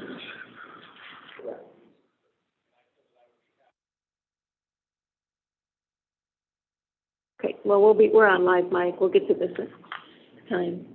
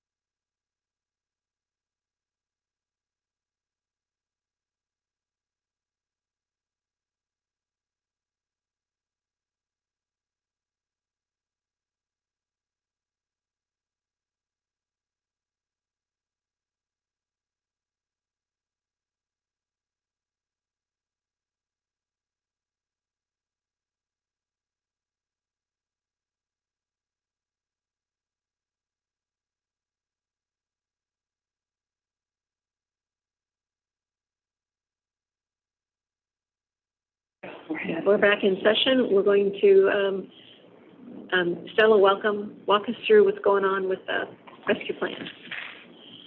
All right, we're still working on the screen share. There we go. Are you talking about the documents you sent us over the weekend? Yes. So just talk about them. Okay. If they're up, they're up. Yes, they're up now. So the last time we met, we were discussing the external application for community organizations and partners to be able to apply for American Rescue Plan Act funding. So I've reworked the introduction on that based on your comments last time. So I sent that to you over the weekend. Hopefully you had a few minutes to read that. But what we're doing is laying out the funding that we got and the intent and the purpose for that funding. So just stating counties are on the front line. We've been working hard on this response for the last 16 months or so. This is historic aid from the federal government, and we're looking to make long-term investment in Dubuque County. And just talking about what this funding can be used for. So the guidelines from the federal government on the legislation from the federal government. So I met with IT last week also to work on the online submission of this application. So we did a test. Nathan has tested it. I've tested it. We're doing some tweaks. But the plan is to have an online web page from our Dubuque County site. So we'd have an American Rescue Plan Act web page where we would have this information and then links to the application and the survey if we choose to move forward with that. So we'll direct traffic to that to allow them to pull down the applications, and the software will gather it. And I haven't seen quite how the submission comes in to us. We're going to take a look at that this week. Okay. Thank you for continuing to move forward on it. Yeah, I appreciate absolutely. that greatly. Any questions or comments or additions that any of you would like to make to the external application? I have a question on the application. Number 5 says IRS designation. What do you think the answer to that is? We're looking to see if they're a 501c3 or if they are some other type of business organization. So I can, Like, some S corp or what? So, yes. okay. So is it a sole proprietor applying? Is it a 501c3? What type of entity is applying for funding? I think folks will know what that means. That would be my assumption, that they'd say, what is their designation for their tax filing? Are they incorporated, or, Mm-hmm. and that is different than their state designation. I'm guessing what you're gonna get back is sales tax exempt.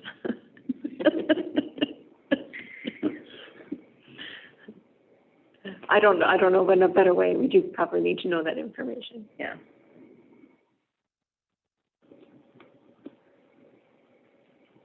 I'm just thinking out loud, would this be a better route for the one we just discussed? Instead of the grant? Timeline doesn't work for that one, because they need to know, you're gonna apply by the end of August for this, and then the decision's gonna go on and on and on. Yeah. But we could apply rescue plan funds to the previous one. I mean, all those things are options once we actually, start to see the process and what it's gonna look like. Yeah, well, we're leading the process, so if we want it to be quicker, it can be quicker. Right. Is that true? So if we wanted to, through all the normal channels, appropriate funds, the American Rescue Funds, we could do that today? Yeah. Yeah, that's what I thought. Yes, the goal of this is to just create a process to help you sort through the things that you will undoubtedly be requested from other parties. Right, this is, you have here are the two pieces, this and the survey for public input, right? Right. So whatever we want to do as a board is, we just have to decide what it is we want to do and how we want to create that for ourselves. This is trying to get a portal for public input, to get in our stakeholders to bring forward ideas. I think conversations I've had with people is always like, well, I didn't think the rescue plan would cover that. I think that's where people are hung up. Well, does the rescue plan cover that? And that's really the crux of all of it, right? You got to get way, way down. I think I was in some of the final pages where you start to see housing. Yes, housing is a big component. Water, that's a big component. Climate change is big, but it's not obvious unless you're going to read all the documents and probably do some self-study. I don't think our task force can fix that. I think we just have to get something out there for people to start applying for. That we might have, we won't know till we see, but we might have applications that don't fit.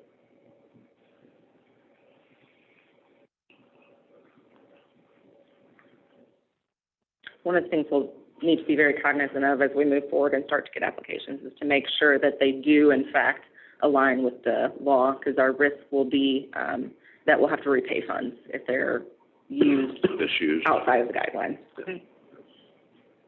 Do we know if anybody locally has submitted a question to the Treasury for ruling? I do not know. I know early on they were using some examples that brought, and I think maybe that website still is up, where they say, here's some things that people have been submitting. They've updated the FAQs several times throughout the course since they released them initially with the questions. I'm sure they're seeing many questions come in the same. It's still called the interim final rule. There will be a final rule, I believe August timeframe. They were taking questions through July or August. I can't remember off the top of my head now. I'm fine with this to go public. I think we need to start getting our public input. We need to start that process. The longer we delay, the shorter August 31st that deadline becomes. And that's been another thing that's been mentioned to me. It's like, well, how am I supposed to get that done by August 31st? And that's something that if you want to, since we've delayed this a little bit, extend the timeline for maybe 2 weeks to put it to maybe September 15th. I think they can all still coincide well. You can still review all of the applications at the same time, if that's something you're interested in. What do you think about that? I have a question before I get to that one. Your guidance on Exhibit A or whatever, it's like left my page, but you're talking about an exhibit with the guidance. Is that 3 pages or 300 pages of guidance? That is many pages. So that starts on page 4 of 12. So this is examples from the Treasury guidance. So it's not meant to be exhaustive, obviously, but gives more clarity about things that they have said do in fact qualify. Did I have that in my packet? Yeah. I sent it to you I have 2 documents. Saturday, yeah. Yeah, So it would be, maybe it's at the bottom. I haven't got yeah. it. So page 4 of 11. Now that I Okay, yeah, I see it. adjusted a little bit. Oh, thanks. Yes, okay, thank you. So the thought was to have it in this document to help people see examples that could in fact be done. We could include it differently if you like it differently, but I think we could do on the web page, we could have FAQs and things like that linked for people, if you think that would be helpful. We can link to a lot of that Treasury documentation. The frustration is that the community doesn't understand what qualifies and what doesn't, all of the gaps and the needs that we see in the community, but they're unsure whether that qualifies for us to use the rescue plan dollars. And I think some of that is kind of welcome to our pain, right? All the things we're struggling with too, how do they fit inside? And I do think many of the organizations we'll hear for are pretty familiar with federal government funding. So they've seen things like this before and will be well adept at reading federal guidelines. I'm sure that's not everyone, but many.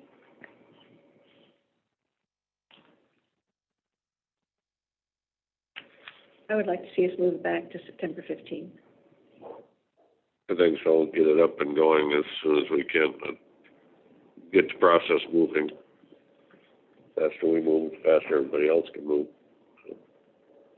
Are you at the final stages to publish this? Is that where we're at? So I think we'll spend this week fine-tuning all website items, make sure the application is working properly, everything is linking properly, and then if you are approving of the content, we would be ready to go.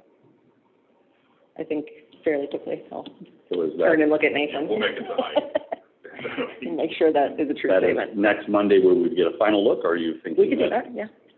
We want a final look next Monday, or are we ready to go? I'm asking.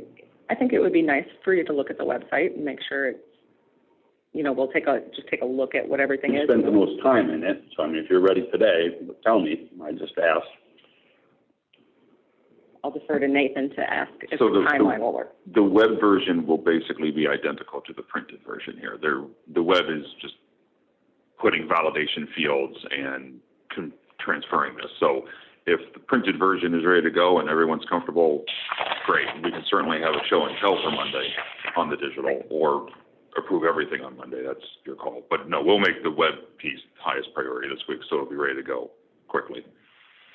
So are you comfortable with it as presented? I am. Okay. Yeah, I'm generally comfortable with it. And related to the date, I think it probably makes sense to give a little more time. So whether it's September 15th or September 30th, I'm comfortable with those dates. I think August was a little aggressive, and I'm glad we went for that. But there's a lot of content here, and you guys have done a real good job to summarize it. Ann, what do you think about the dates? You've done a lot of this work. Do you want to come up? I mean, how much time, if you can join us here, how much time does, would you expect, I mean, some federal grants, this isn't, but what would you be comfortable with? Move the microphone towards you and turn it green. It's great. Thank you for your question. I appreciate that you would give external organizations the extra 2 weeks to come up with a big transformational idea.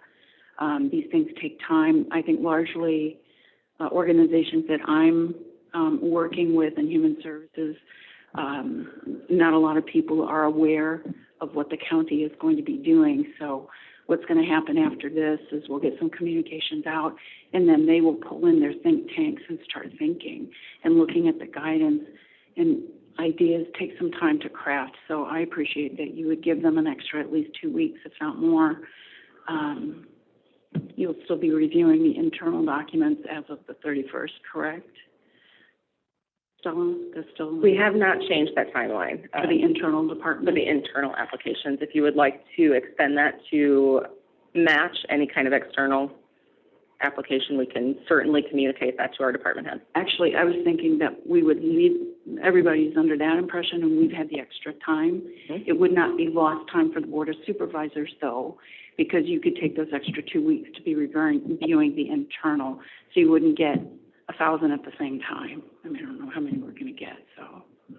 The internal apps have been out already, right? Correct. Right, so we'll have to change that.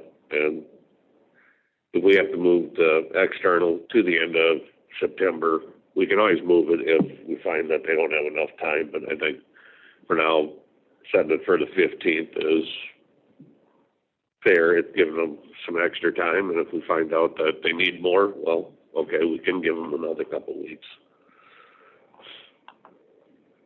Good with that? Okay, so we'll move forward for next Monday, doing a preview of the website and the application, and we'll bump that deadline to September 15th. No, I want that application to go live. Next Monday, you'll come back and show me what's out there, and if you had to fix any bugs. That's what I'd like to say. I'd like it to go.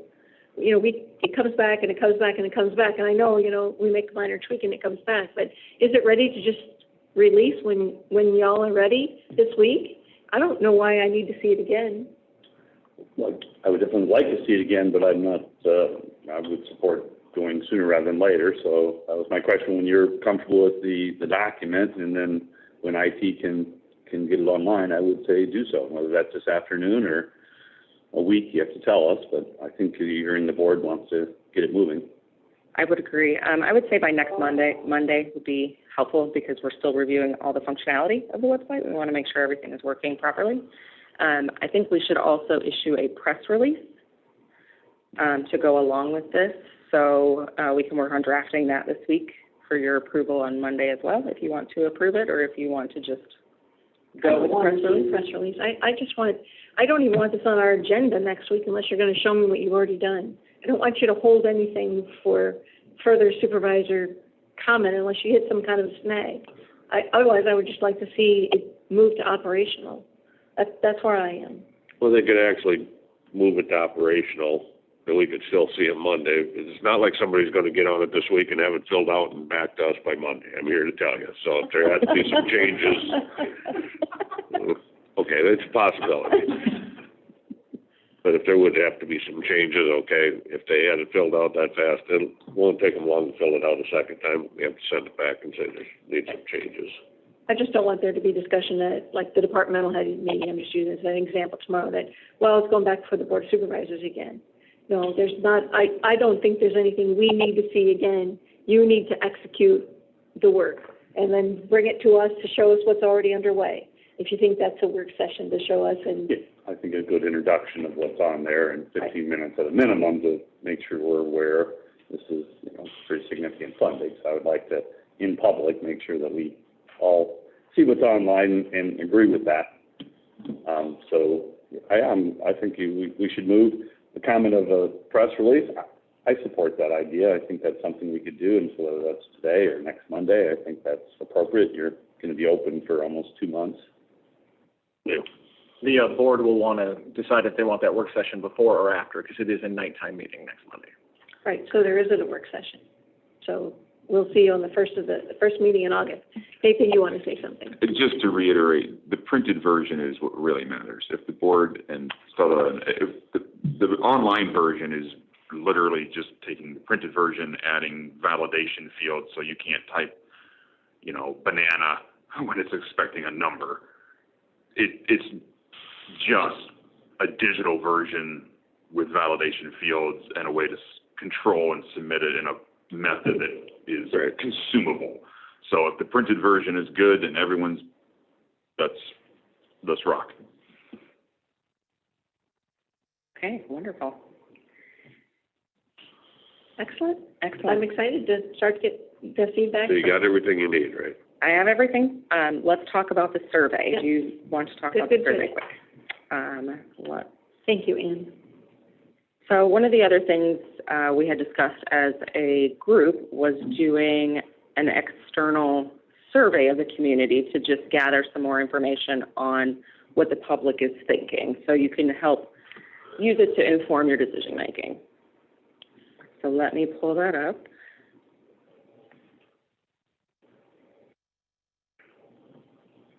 So it starts out very much the same. We'll link it from the same web page, so the content will be the same on the web page. But really, the question is, if it were up to you and assuming everything costs the same, how would you allocate $100 among the following service areas? So we took this approach to see if we could find out where the public desires funding to be spent. So this will allow them to divide up $100 among several items that are available for funding under American Rescue Plan. So those were business recovery and workforce development, county facility improvements, cultural arts, history, and events, so tourism type items, emergency services, government efficiency, technology and virtual services, health and social services, housing, infrastructure, and technology. Yes. So for those of us who like easy math, you've got 9. Yeah. You could get 10, and people could do percentage appropriations, and it's a little easier. But I don't know what the calculations would be for it, so that would just be a comment. But I like the, $100. Mm-hmm. I like that example. Could you move technology and broadband to its own place? It would be interesting to measure the interest in that. I mean, it's just a big funding item. Called out, yeah. Call out Pretty good, you get 10. broadband. So, I like that a lot, because that makes sense. I like the it makes sense. Says the IT director. Sure. He wants 2, now he got 2. He gets 2, exactly. I'm going to look for your survey result, Nathan, and I know what it probably will look like. One survey per person. Are all these, would you generally say the descriptions you have are all eligible for funding? I believe so. Yeah, I mean, there's some of them are big baskets, but okay. Yeah, they're very much lumped together, but I think they all fit within the guidelines. Find a way to find Thank the you. library in Farley. Got Okay. anything in there? We'll talk offline. And so it's just to kind of gauge the public's thoughts on what they're thinking they'd like to see with American Rescue Plan Act funding. And then it's gathering, if there's a specific project that they know of, they could, we'll limit the text box here, but they could say about that project if they're aware of it. And then we're just gathering some statistical data about who they are, where they live, if they're a Dubuque County resident, or if they work but do not live here, some of that information, other kind of gender, race, age, identity information. Your age, you did under 20 versus under 18. Any thoughts on that? 18 is kind of a magic number for good and bad things. We can change that. Yeah. Just throwing it out.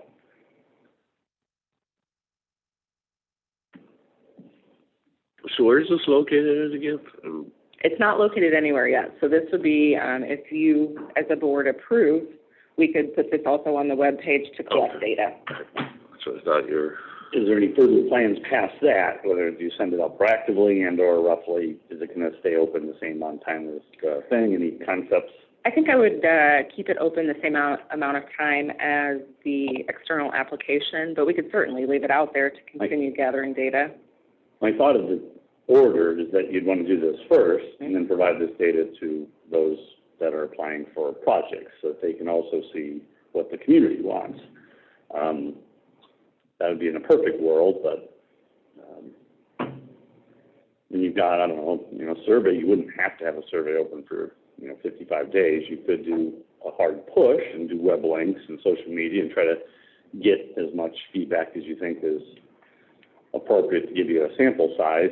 You could do that for a few weeks and then provide that data to the public. Yeah, that's a great idea. We could put this out there for maybe a month and then post it on the web page as well, so that could be accessed by any organization or party that's looking to submit an application. get some press releases out, radio, newspaper, whatever. Can you put a link to, COVID facts?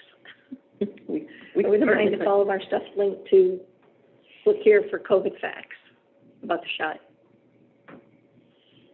Tell our own story. Would there be a way to do that, Nathan, easily? Yeah, just, you do the survey, and then at the bottom, maybe there's a thing if you would like to have more information about COVID vaccination. I mean, we're in charge of that, so if you want, just click here or link here, right? Absolutely. Right, not a bad idea. Yeah, I mean, we should talk about that if we're interested in the vaccination and or there. That could be a separate topic. I think we're on the American Rescue Plan, so I would keep my comments to that. What are we thinking of the survey? We're thinking we're going to get 100, 1,000, 10,000? That's a great question. Hopefully we would get 10,000. I think that would be wonderful to get a good sample of the population. If we're looking for that number, my instinct and experience would tell me we're going to have to do things very proactive and maybe even have to pay play to get postings. So if we're okay with a few hundred responses or maybe 1,000 or so, just having it out there, you might get that. But if you want a larger sample size, you're probably going to have to pay for that. Have we paid for, again, we have to talk COVID. Have we paid for COVID shot information? Have we done that? Have we, I can't see pushing this, paying to push a survey and not paying to push the top priority. I was against the survey to begin with, so I'm not saying I'm advocating that. I'm asking the questions. If you want 10,000 response, my experience in dealing with the public and surveys and marketing is that just doesn't happen organically, okay? So if you want this in front of people, you have to pay. And so I will agree with you. You're going to pay some because if you want to get it out in the newspaper, you got to pay. If you're going to get it on the news or in the radio, you got to pay. Right, social media, same way. Supervisors, is there a conversation with Tom Berger about Code Red, since this program is a response to a public health emergency? Perhaps the link to the survey could be texted to everybody? I would really good. It's a great idea. I like the idea if you're trying to solve this. I'm not sure he might go, I'm not sure if I want to survey on my Code Red, but good brainstorming. I mean, I asked the questions, and Stella responded that she would love to have 10,000. I don't know what the board's comments are. If you're interested in smaller sample size, then doing kind of normal passive stuff will get you that. If you want a larger response, that needs to be more of a coordinated effort and typically comes with a, it comes with a Task cost. force talk about marketing? We have not. Would that bear discussion? Do you think would that be fruitful for the task force to talk about marketing? I don't know. We could certainly do maybe letter to the editor type thing from one of the supervisors. We'll put things to social media, of course, to our official like Facebook page and things like that. I like those, and sometimes I'm the only one who liked it. So I don't know that our Facebook pages are, robust. Again, yes, do all of the above, but if we're going to be talking about marketing, then who's the expert to talk about marketing? I don't have any idea how many samples I want. I don't know, maybe. If I might just Please. offer a little bit of information, with Supervisor Jay's comments, I think right-sizing our expectations would be a very good thing to do. Typically, with surveys of this nature, in my experience, you're looking at anywhere from a 3 to 5% response rate, which is healthy. So if you get more than 5%, you're really rocking the house. And with that goes the communications about it. So every time the first strongest surge will be your first and then second communications. If you put more marketing to it, you're going to get increments outside that first one or two in pushes. So if we've got the county population of nearing 100,000, you take away the children, you take away the people that might not have access to internet, you know, if we had 1,000 responses after this, I think we would feel successful. And then looking at the demographics, are we really reaching people from all walks of the county, different races, ethnicities, ages? Who are they in our county? I think it's a representative sample. Success should not perhaps be based on we've got, you know, all of the county in there, because I just don't think that's going to happen. So expectations, a really good sample, if we got 1,000 would be a good day.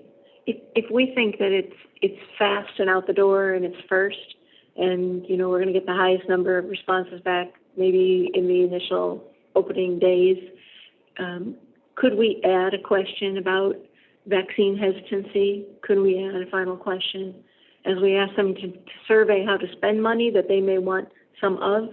Could we ask them about vaccinations? That's us, because I mean, clearly staff can do that. Right. So I assume. Well, I'm just wondering. I would think that I wouldn't cross this document with that. I'm very much interested in getting information out to the public on vaccinations, but I would keep this to the specific American Rescue funding and the budgets and the interest of the public. The survey, that would be my thought. But I'd certainly support that idea in another work session. There should be something in this document, in the survey, that talks about COVID. It should talk about a vaccination. Sleeves up, it should have a phone number, it should have a link, it should have something. I'm not interested in pushing and spending money on something that doesn't have our most critical message attached to it. I don't think it has to be exclusively this. It doesn't have to be 12 frequently asked questions and answers about a COVID vaccination shot. But if we're going to be spending marketing money, that's my number one marketing concern, is increasing vaccination rate. May I offer just a question? I'm glad you said you also said our before that. And so as a board, I think I'll echo for the third time, if I would support a separate work session with that topic. I see this topic as separate. And so I just think I'm not a supporter of commingling those two concepts together in this document, whether it be a survey or an application. Even the link at the bottom. The link's already probably on the website, so I'd just keep the link, and we can talk in a further place where you want the link and how many people you want to have access to that information. It's a different topic. So yes, not even a link. Your thoughts?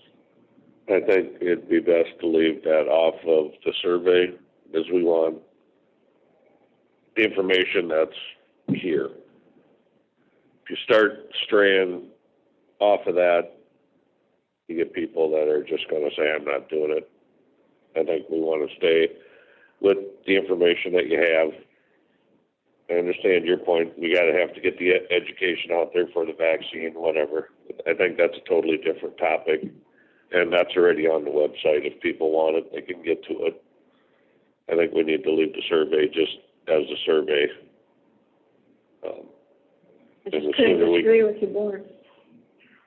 I think we need to get it up and running and get it out there if we want big numbers at, you know, all the committees I'm on, whatever. I can still tell people, you know, where to go and try to, and you should get, my colleagues can do the same and get more people into the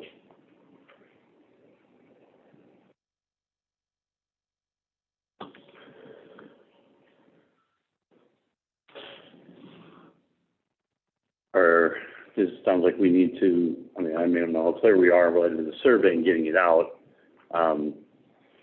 If we do want the survey, we do want the public's feedback, I think it needs to be first, and we need to do our best effort to try to get at least 1,000 responses. But, you know, keep in mind, echoing your comments, normally if you want a good survey response, you hire a firm to do that. I'm not interested in doing that. I'm not.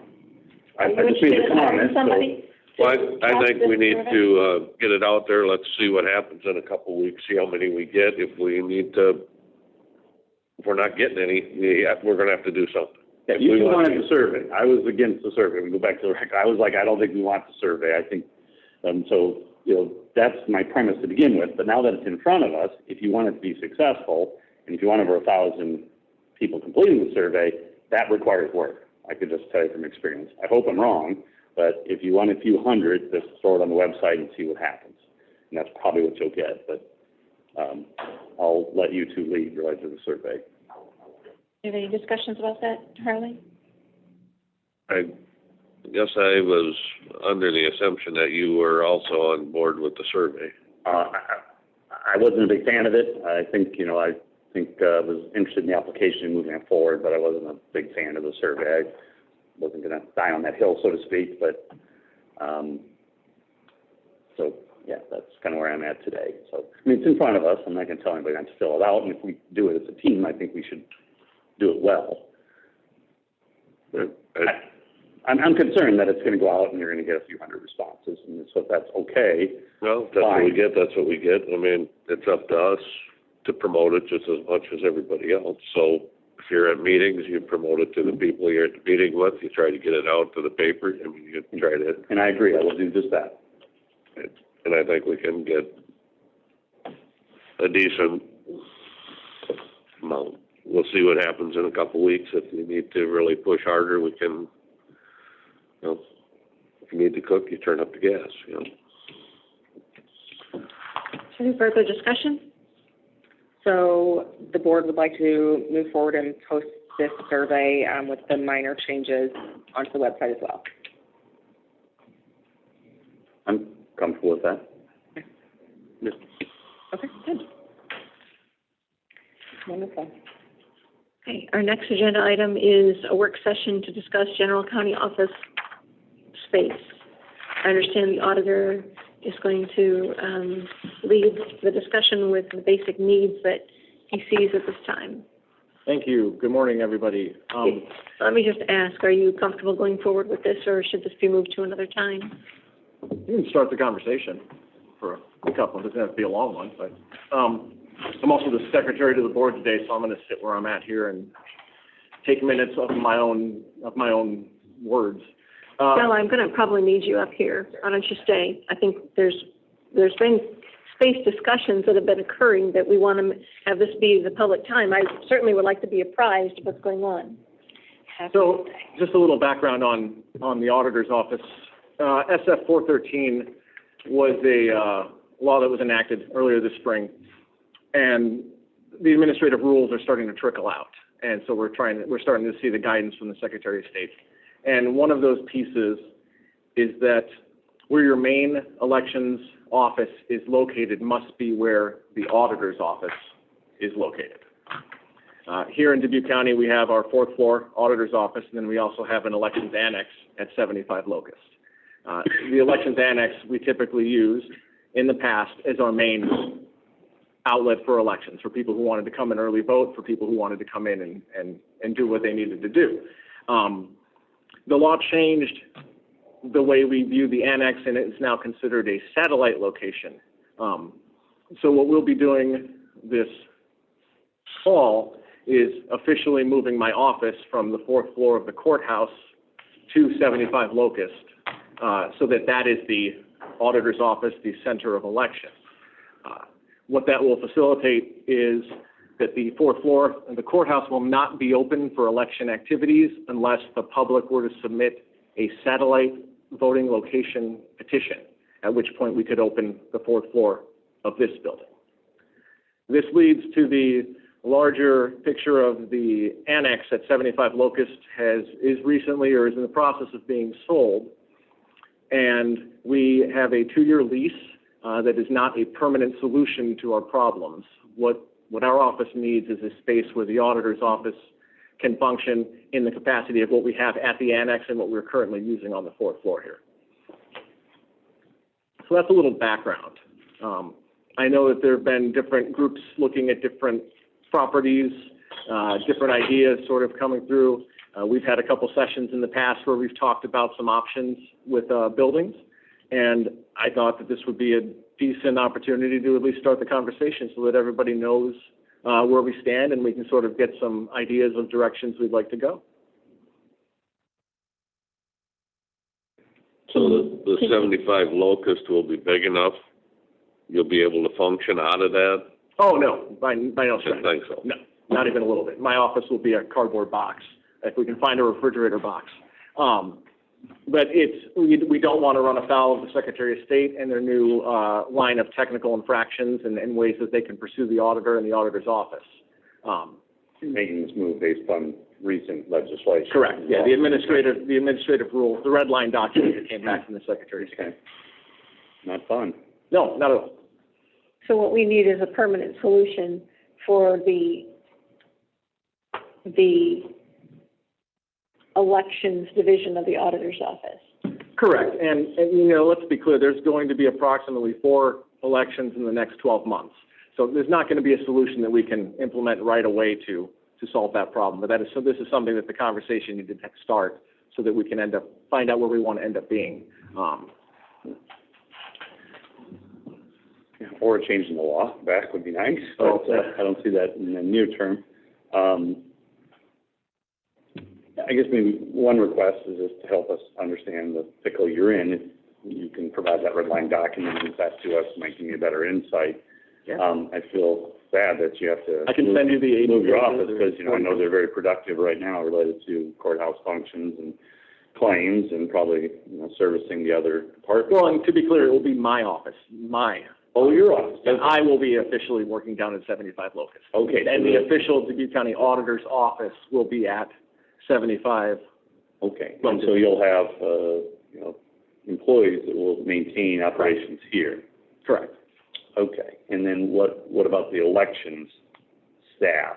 Will they be maintaining their normal workstations up here, or? We have the ability, the administrative code of the law says that where the auditor is the center. So the election staff should still be able to work out of the 4th floor here. However, again, this building will not be open for elections unless we receive a petition from the public to open it. So if we do not receive that petition and somebody comes here to vote, they're going to be sent to 75 Locust.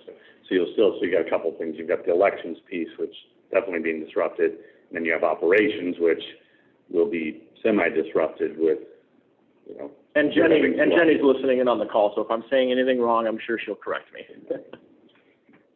Okay, I'm understanding better.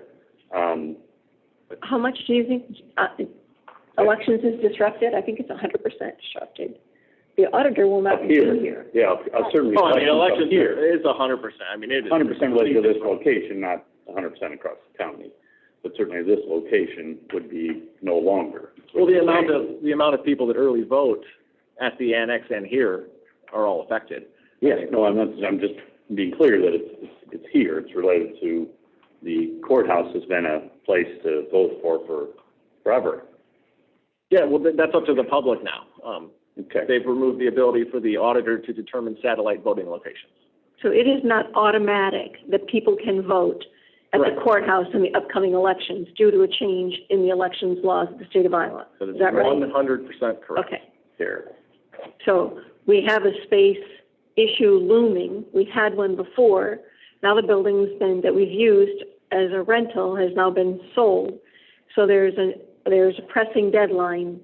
In addition to it being not adequate space, never intended to be used for office space, it was situational, right? So now it's becoming permanent, it's becoming seasonal office space for an elected official. Yeah, we started the annex, I believe, back in 2015 is when we first moved in there because we saw a need. And that need has just grown. I mean, people saw the lines in November going down the block. So as this relates to county space, what is the auditor and the elections office need? What is the space need? Are you looking for square footage? Are you looking for? Any way you want to answer that. I'm sure there'll be lots of follow-up. I'm looking for a building that is approximately twice the size of the annex. I'm looking for a building that can house not just the elections component of the auditor's office, but additionally the finance component and GIS. Ideally, a building that would be able to also afford us the ability to move additional people in from outside of some of our leases. We can reduce our lease footprint that way. And I know that there's a lot of conversations going back and forth with a lot of different people, and I think we all have the same sort of ideas in mind that we want of where we want to end up or how we want to get there. But I'm looking for a place where we can have a one-stop shop auditor's office and that our elections people, and especially our commissioner of elections and our deputy commissioner of elections, are in the same office that we're acting as our voting home base. What's the square footage down at the annex? Do you know? I can When you pull say up 2 times that, we might have development people listening. Go into the spreadsheet. 4,500 square feet So you're looking for 10,000 square feet? at a minimum, yeah, And that is only gonna hold elections, right? correct. So if you're looking for square footage to move your entire office, usually the supervisors go with the auditors, don't they?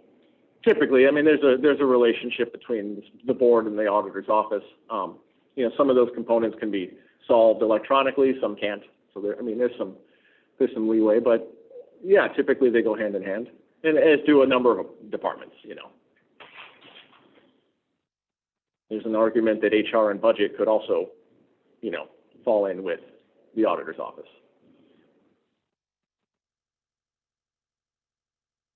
And you're not talking about responsibility or supervision, you're talking No, about I'm talking about relationships, space, yeah, right? how we interact.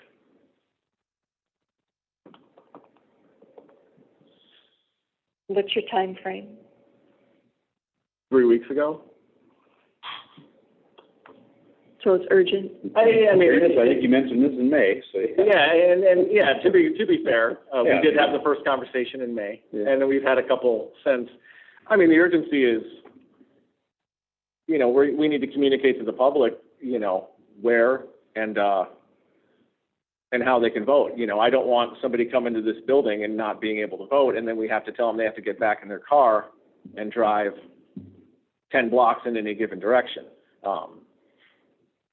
You know, we want to make sure that we have good parking. We want to make sure that it's ADA accessible. We want to make sure that it's close proximity to the courthouse, because the courthouse is, among other things, where you go to vote for as long as the county's been here. I mean, it's been the center of all the government. In fairness, when we spoke in May about this, and we were looking at options, we knew the building was gonna go for sale down at the annex, building was gonna go on the market. And we as a board agreed that we would let it go on the market. And I think our plan was that it wouldn't sell and then we would be offered another lease. And guess what? It sold and we're not the new owner. But So- it also was not adequate for what we needed. It doesn't fit what the auditor needs Right. in light of the election Granted, law. the spacing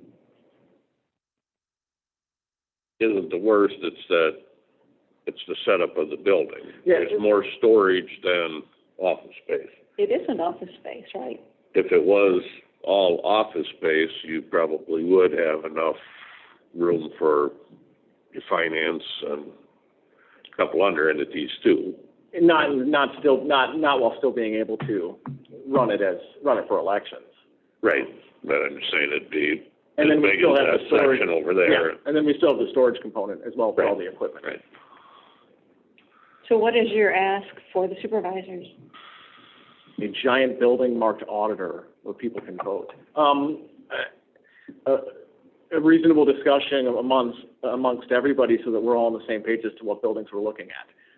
I'm not gonna name buildings, I'm not gonna go into the nitty-gritty details, but there have been buildings that I think different groups have been looking at and sort of trying to identify and to figure out. And I think that this needs to be a open conversation with department heads, with elected officials and their offices, as well as what's actually needed and who's willing to go and who's willing to stay. You know, it gets into the hairy details there, but I think it's a difficult conversation when we can't have a conversation with more than one supervisor at a time outside of this format. So what I hear you saying is that it's time, in your opinion, for there to be some kind of a government office space for operations. Absolutely.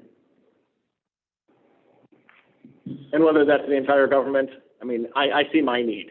You know, I see the need that's right in front of me, and that I need to secure an annex where that I can still have my staff and myself in the same location, as opposed to me being in one location and the rest of our operation being in a different location, which sort of defeats the purpose of.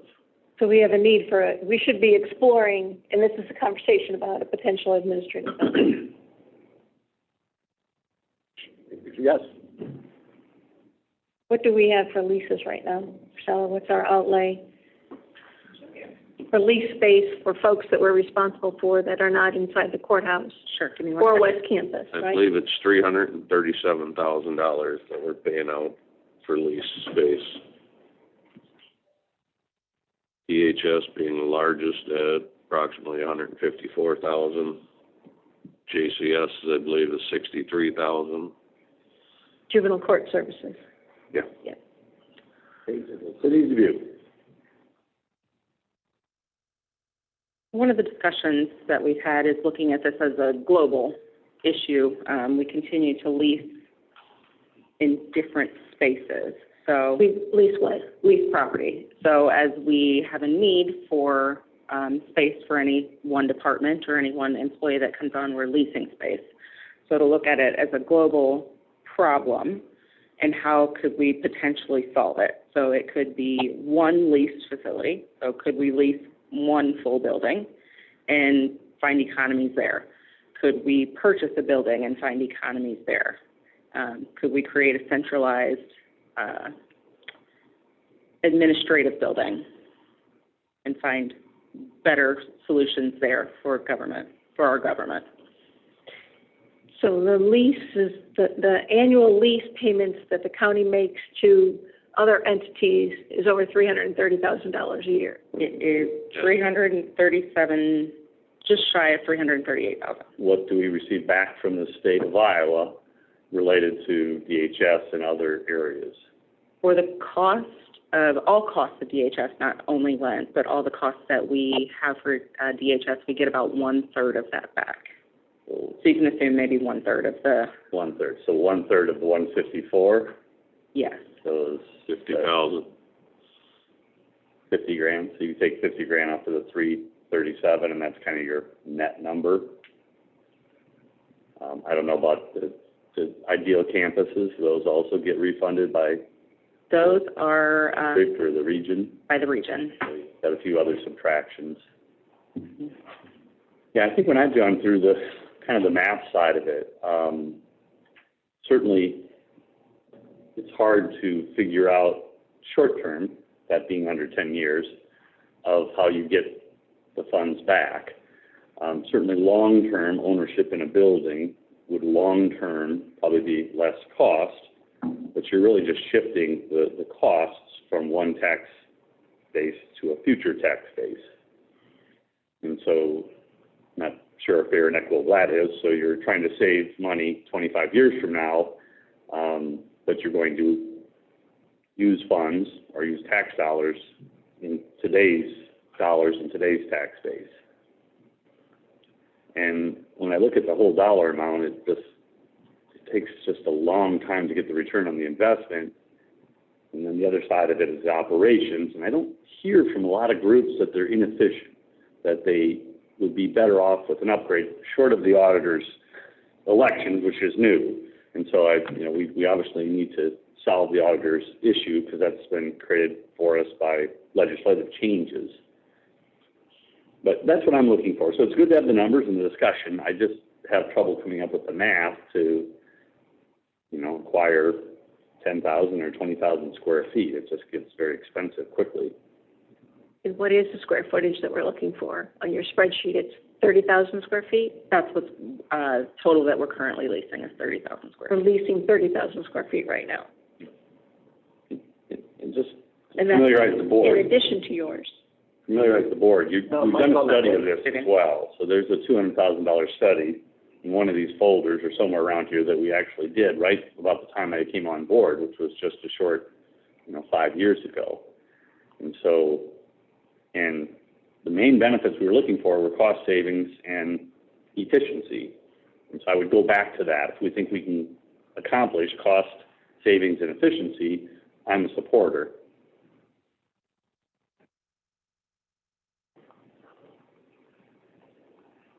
And again, I don't want to see our office, the auditor's office, get lost in the larger picture.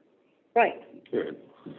Which is why maybe someone should have been looking at this 25 years ago, but they didn't. So it's always been continually bumped down to who's ever facing the space crunch at the current time.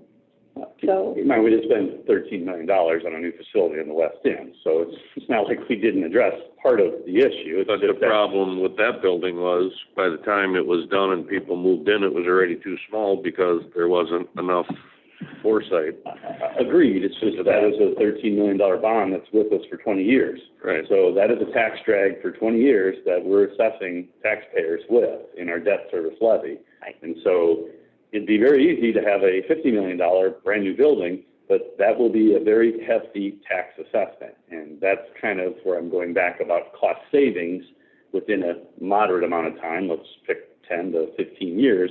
It's very difficult.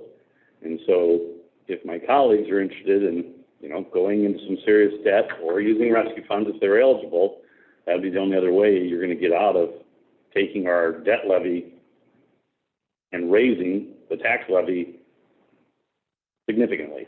And that's kind of where I'm not interested in doing that. and I have no interest in doing what you're talking about, which is $50 million, new construction, Well, even 20, raising the tax even levy, 10 or 20 even will- 20. will But I get you think there are opportunities that are being presented to the county that are not near even $10 million. I think I have not been presented with any of those opportunities, so let's please share. that's where Public. we're generally at, is getting all of us up to date. I think that I'm waiting, I'm here. so if we're not talking about a space need in the county, we are not being attentive to one of the most urgent matters facing county government. That's an opinion. I don't share that opinion. What do you think, Carly? Have I overspoken? There's definitely a need, in the way I see it. I understand Jay's point about, limited revenue or Of course. payback. But currently, the $337,000 is like putting salt on the road in the winter. It's gone. You're not recouping any of that. If we get a 10-year payback on this, I think that is a very,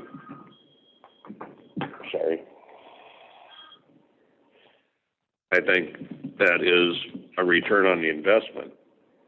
The rent, we're not getting any return on. Yeah, okay, we do get some money back from the state for DHS. We're still gonna get that money. We're just gonna own the building. They're still gonna be paying us. I hope that's true. That would be wonderful. Well, that's something to put on the to-do list to figure out.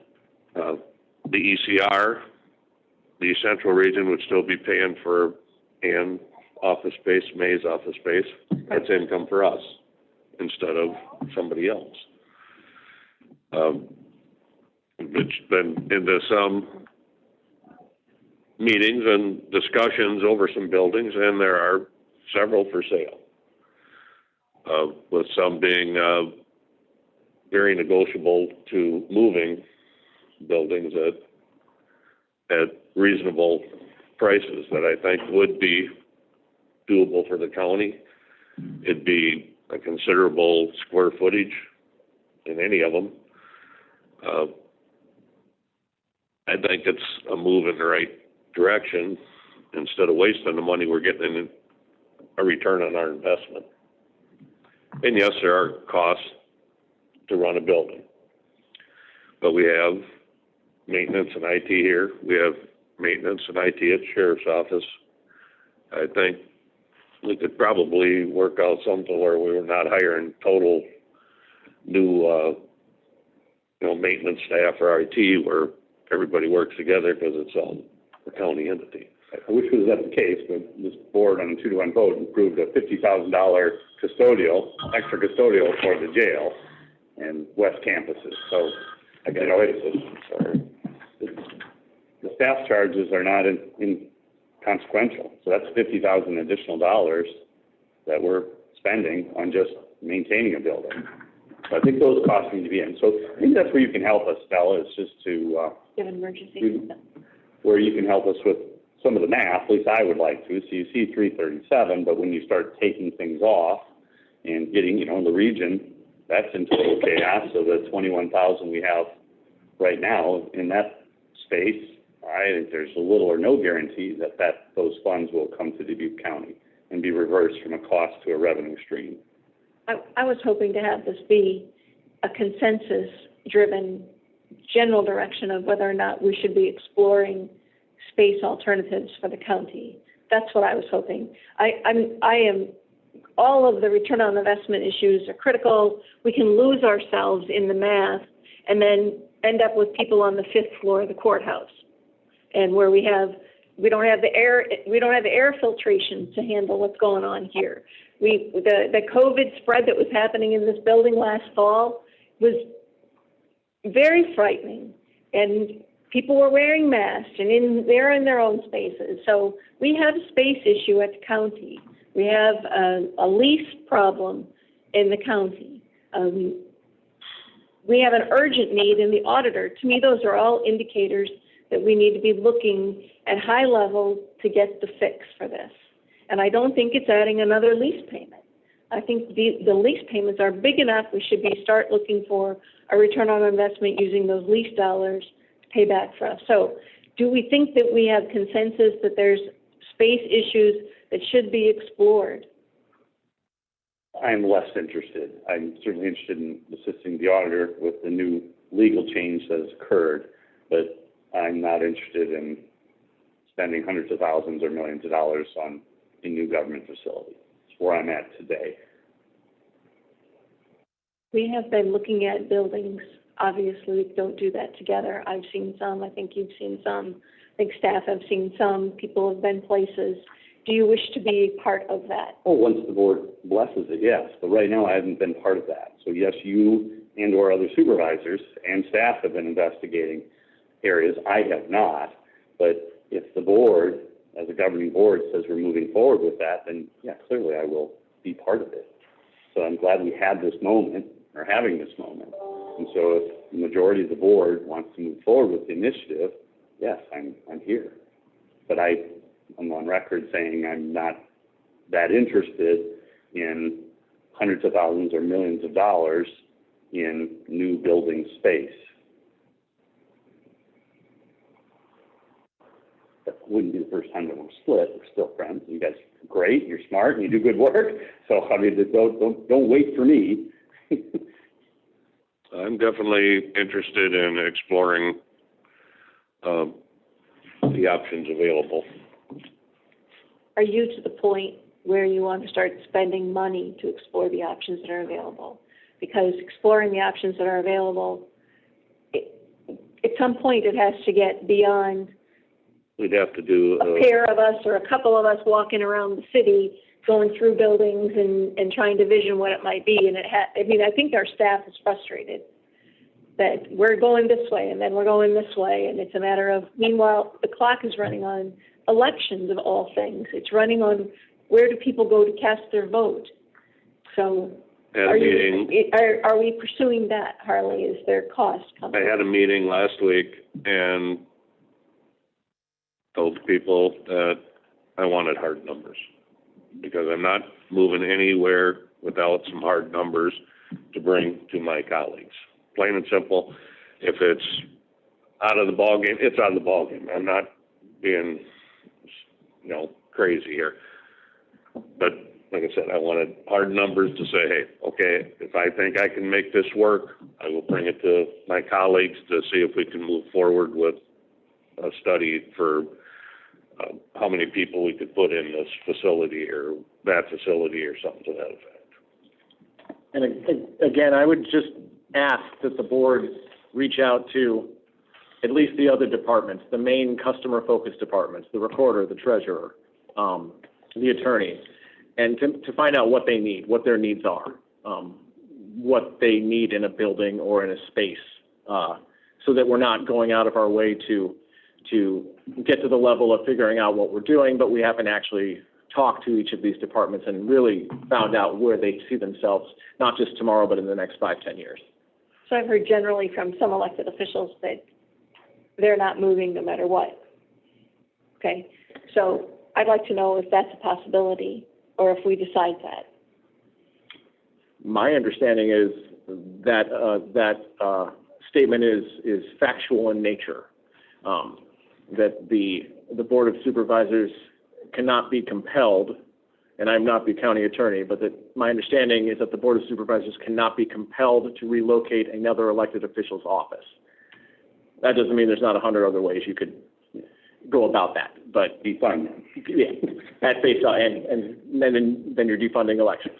I'm not proposing that. I'm just saying, clearly, yeah, so you can't propel them, But- you don't have to prove the budget. I think this leads to a larger discussion that it's not just, this can't just be a decision from the board. It has to be a decision that involves all the department heads, at least the elected officials, the people who are responsible for some of the key functions of county government.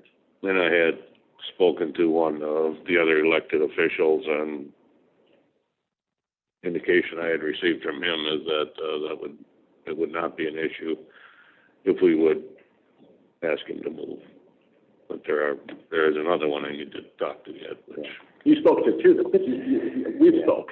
that's true, I guess. I mean, it's tough, because here's what you get. So we've been through this. I've been here on the board 5 years, and just the year before I was here, we spent $200,000 on a study. It's here, and they interviewed all the departments, okay? Now granted, 6 years old, so if we want to do a new one, or internal, that's fine. But you get, the corridor is unique, because you have security. So you got some employees, some elected officials, and public that says, that's great.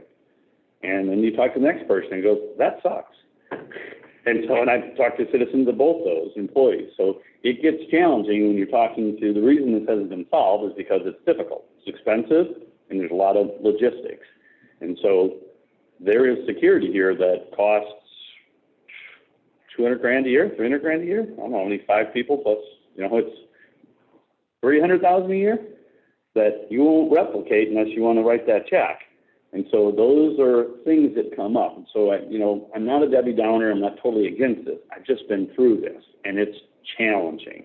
And so my quick advice would be solve immediate needs. And if you want to look at long-term needs, just get with the budget and start penciling out numbers, and you'll get scared quickly because they're multi-million-dollar solutions. And that's my words. I get scared at multi-million-dollar solutions sometimes when they're costs.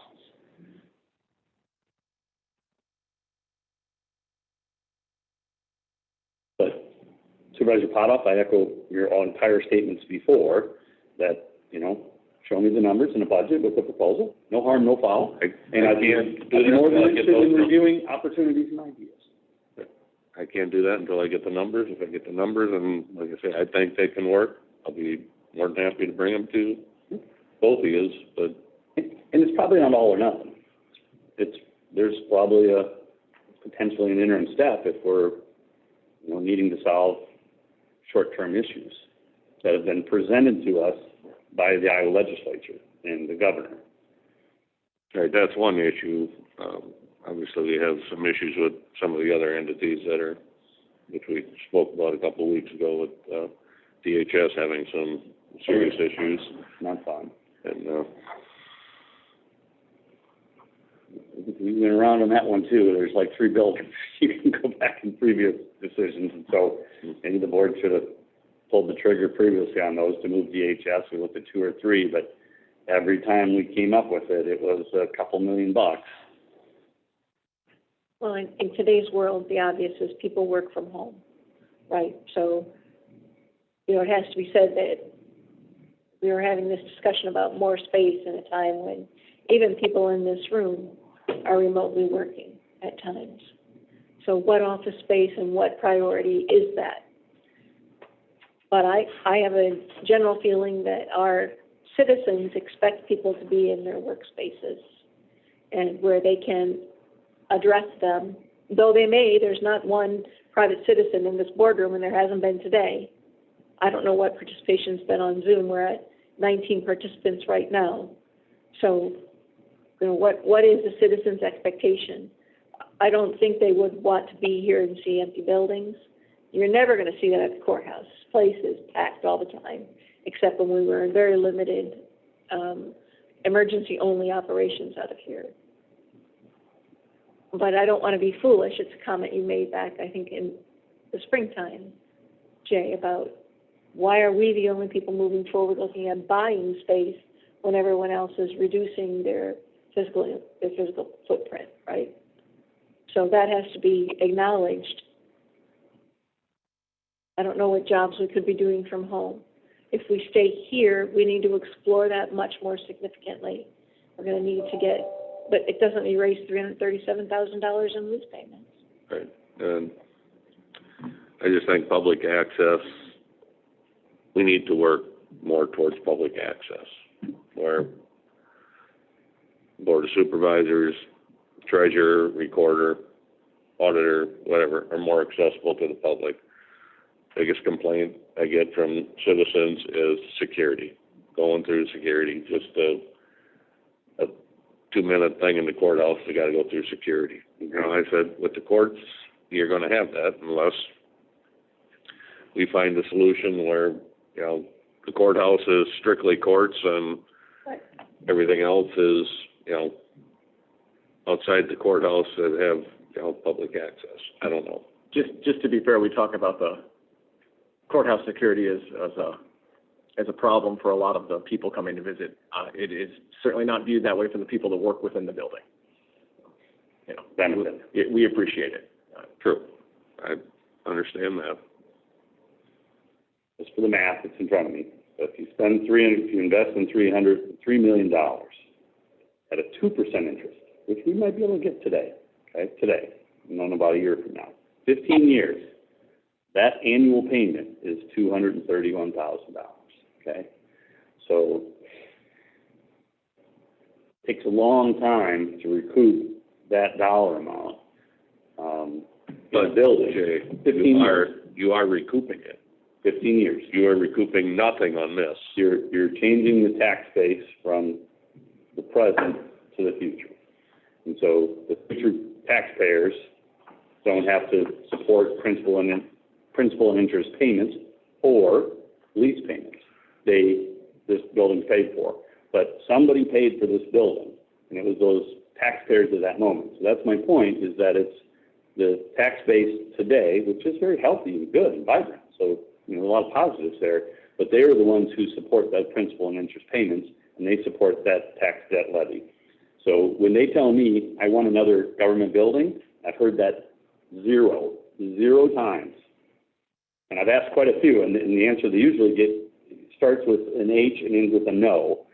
When I say, do you want another government building? And so that leads me to have difficulties with these discussions when they're in the multiple $1 million. West Campus was needed, clearly needed. The building was way beyond its functional life, and we've got millions of dollars of physical assets that we needed to protect, and then we needed a functioning place for employees. And so that was an expenditure I was very interested in investing in. And so anyway, those are the numbers. There, if you can get the numbers to work like you proposed, then let's talk. I've only done them like 20 times, and I have trouble getting to work. Okay. But maybe American Rescue Funds. I mean, would facilities be eligible for American Rescue Funds? Potentially, yes. Yeah, well, it's the first time in 5 years anyone's given us $19 million, 19.5. So. That changes the turnaround quite a bit. Oh yeah, it's just instantly. So yeah, so I mean, there's no principal and interest. It's repaid by everyone in the whole United States. It's awesome. So I mean, that's a game changer, make no doubt. So now you look at, you know, you can reduce those costs to the current tax base. Right. And to bring this sort of to a close from the auditor's perspective, you know, if we can reduce the lease footprint, that's fantastic. If we can get a centralized location, that's fantastic. You know, of course, I'm going to say that those are not immediate needs. They're not necessary needs at this point. So I'm glad that this conversation brought us to a deeper conversation and understanding of where people are thinking and where people want to go to. But again, I need my problem solved, and I don't have time to have an entire government move to another location. I don't have time for us to go through what is it going to take for us to secure a $5 or $10 million building. You know, I need a building that I can move my office to so that we could function for elections for Dubuque County. So, just high level, maybe you can remind me, what's our lease terms right now? At 75 Locust? Yes. It related to expiration date and. So on August, we are locked in until August 1st of 2022.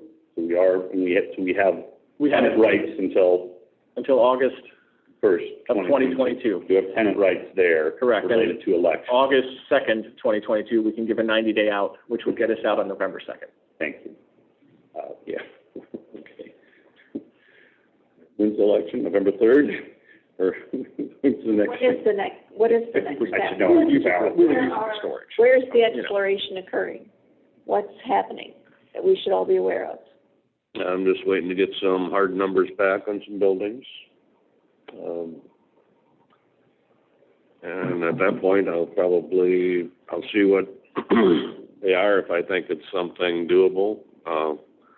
Stella has been assisting me with it. I'll bring it to you for, we'll probably have to do a feasibility study, or how many people we can put in the building, whatever. Are you in that conversation, Kevin? I was in the first conversation. I was not in any subsequent I conversations. think probably he should be in all of them, don't you think? He's got the urgent need, and he's probably got the most public-facing.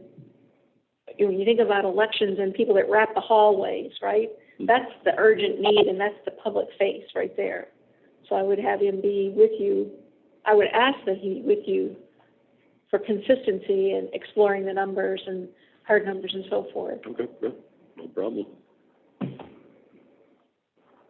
And the last thing I want to get into is a situation like we had at Plaza 20, right? Where we start spending money to explore space that we don't even know what the costs are going to be. So I don't want to get there. I want this to always come back with the obvious numbers known.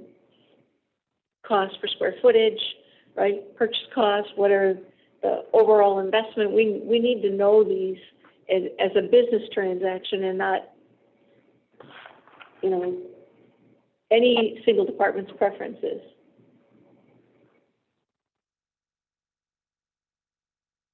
Do you think you have a way, do you feel like you have a way forward? Do you feel like I can't commit the county to anything until we know what numbers. That's what I told him. I wasn't committing to anything until I had hard numbers. So.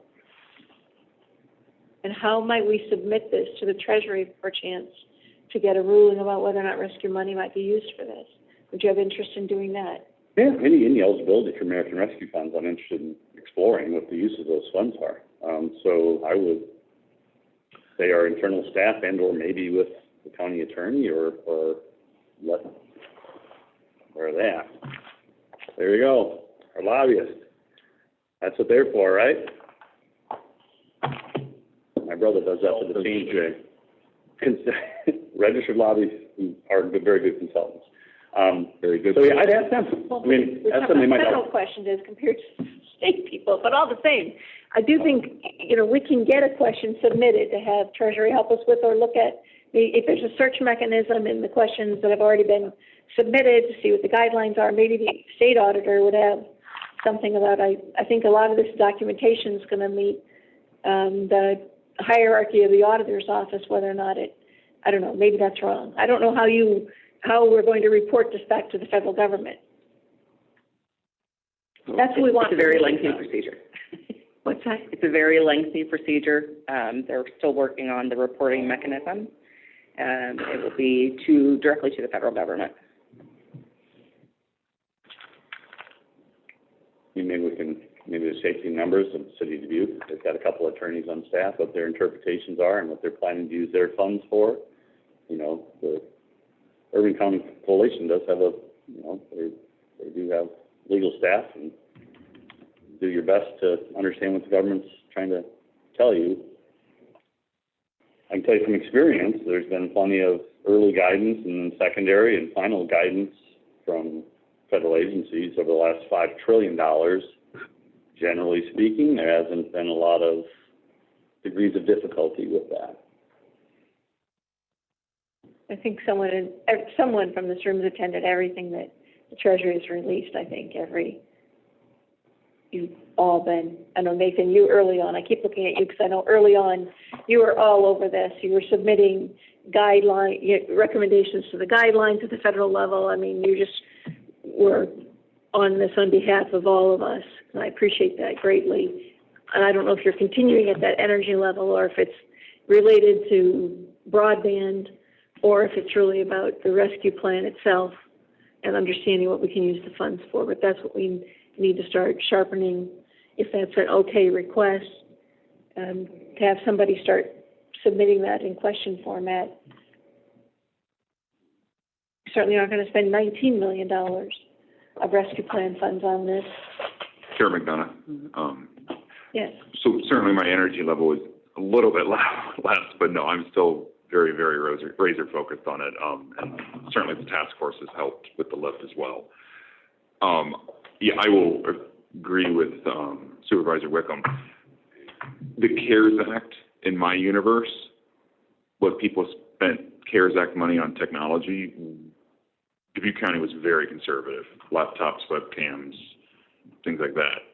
Other counties bought fiber and conduit and firewalls and consulting services all through the CARES Act. So I think when the finals are through the interim final roll, I mean, there are the roles. CARES Act was originally pretty specific, and it got way more open as the invoices and bills were submitted. I mean, in my universe, people did some really cool stuff with CARES Act for the technology, way beyond buying, you know, pieces, parts. So I think the Rescue Act will be very similar when things eventually come out. Okay. Do our staff people have the way forward on this issue, Stella? Do you need us to have? Do you feel like this discussion has been helpful? Supervisor Hurley and I are going to continue working on some Auditor. Okay. Good. I'm okay with that. Sounds good.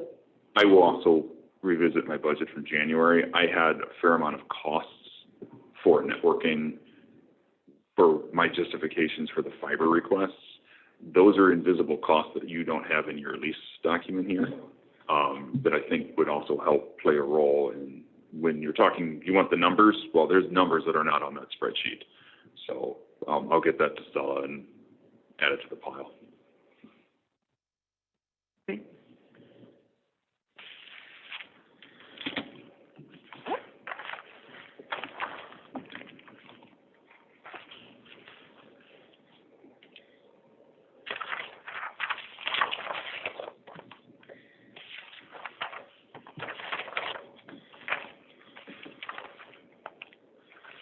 I think that's where we are on this. I think there's consensus to explore short of spending cash. Do you think that's true? Yeah, definitely heard that from my colleagues. Okay. Thank you. The last item on the agenda is the boards and commissions update. And I think we have lots of information that happened at the last Conservation Board meeting that I'd like to know about. The last time I asked about that, you indicated you thought it should have its own work session. When I asked generally about a Conservation Board update. And we've got Flex Steel that people are asking me about. I don't know anything about the Flex Steel land.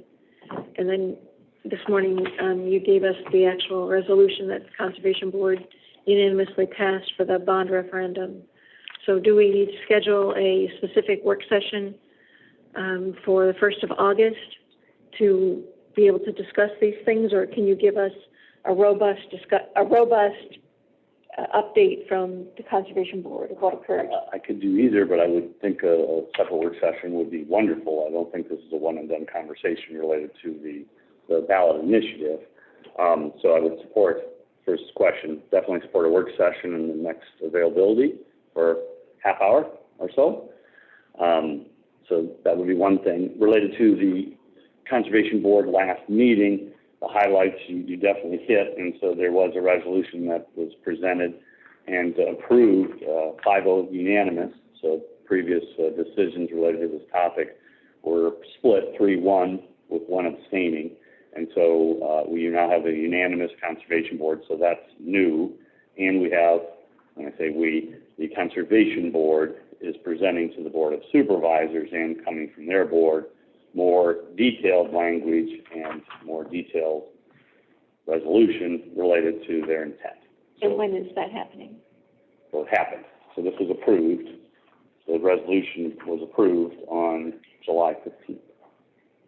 Right, So- but when is the Conservation Board coming to the Board of Supervisors to give more detailed input that you just discussed? I think if we had a work session, I think that would be an ample opportunity, but that was not discussed, that the Conservation Board would be with the Board of Supervisors. I'm not saying they were against that, but that wasn't part of the meeting. So I would think it would be wise and good in our next work session when we have a lot of time and they're specifically identified on the agenda. I think that would be a good time, and I certainly will be here because I'm a dual role. And we could invite the chair or all members, and then certainly the conservation director should be there as well. But, so I mean, if you intend to summon them, that'd be awesome, but, you know, we need to invite them and put them on our schedule, and today it's not. And so to answer your question, if August 1st is the next time, let's get that as part of a work session to go over this. But this document is the, you know, probably the highlight of that meeting related to that topic. And the flex steel land. So Flex Steel Land was a presentation that came from ECIA related to brownfields and brownfield development and opportunity for funding for lands that are compromised and formerly in industrial capacity to go into a recreational capacity. And Flex Steel, as far as a private business, has voiced and in writing ovations to donate parcels of land to the Conservation Board, not the entire parcel. So if the entire parcel is, you know, 40 acres or so, I think you can go back to the notes, there were two parcels in the neighborhood of, you know, 12 to 15 acres. And in the wetland category, kind of toward the north, that they are interested in donating to County Conservation Board. And most of the presentation was about how brownfields work and what brownfields do. I had a few questions about the current ownership of the land, what was the use with the other parcels, and those were unknown at the time. So is the Telegraph article about the Flex Steel property, is that accurate generally about what was discussed at the Board of Conservation? I think that TH has gotten most stories right, with the exception of one. You can ask me about that if you care. But, you know, I would go back to our notes and the comment I just stated. And if you have a question, I'd be happy to answer it. I don't recall the whole TH article. I don't know what your question about their accuracy is. I believe the TH just said that basically the Conservation Commission sent a letter of intent back to Flex Steel advising of their intent to accept the donation or something to that effect. Thank you for including my memory on that. So there was I think a motion and a second, and it was a unanimous vote to have either the chair or the director, I can't remember each, basically agree to a non-binding, yes, we're interested. And I think non-binding was specifically up there related to these two parcels. So reason I probably didn't lead with it because it was an ovation, it was non-binding. Just they wanted to know that they wouldn't go down the path with talking to us probably as a private entity, and then the Conservation Board would ultimately not, they were never aware or interested. And I think that was their validation, that we were aware and interested. So for further information on either of these topics, citizens should contact Brian Preston. Is that correct? I think you can contact any of the board members, and certainly the director. That's what he's paid to do, to answer those questions. So, yeah. Because it's always uncomfortable to be a supervisor, and the answer to the question is that you don't know. Yeah, right. Yeah, and that's occurred more than once with me. So there are a few departments and boards that are working independently, and that occurs.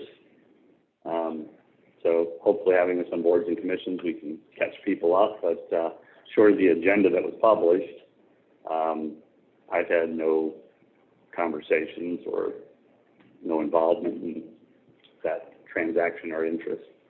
So it's been through City of Dubuque, ECIA, and the Conservation Department. So, but we're here. I think we have a little more time. I don't want to say it too loudly, but it's not that exciting. Land that looks kind of like a wetland and acts like a wetland and just sits there. And when we take it over, we're turning it into a wetland. There's not a whole lot that you can say. So it'll be a little wet, and hopefully we'll. Issue is what I would be concerned about. Yeah, and that was discussed too. If you're interested, I could give you some comment on that too. And that was a question that one of the board members asked. I mean, that's why all this occurred inside the context of the brownfields, because that's the mitigation of contamination granting. So, how that relates to that property, before we just accept that and bring that on, it would be nice to have an understanding about that. And I understand Conservation Board has a lot of independence that people don't understand. It's a new year, and we're all learning that, just like with the Board of Health.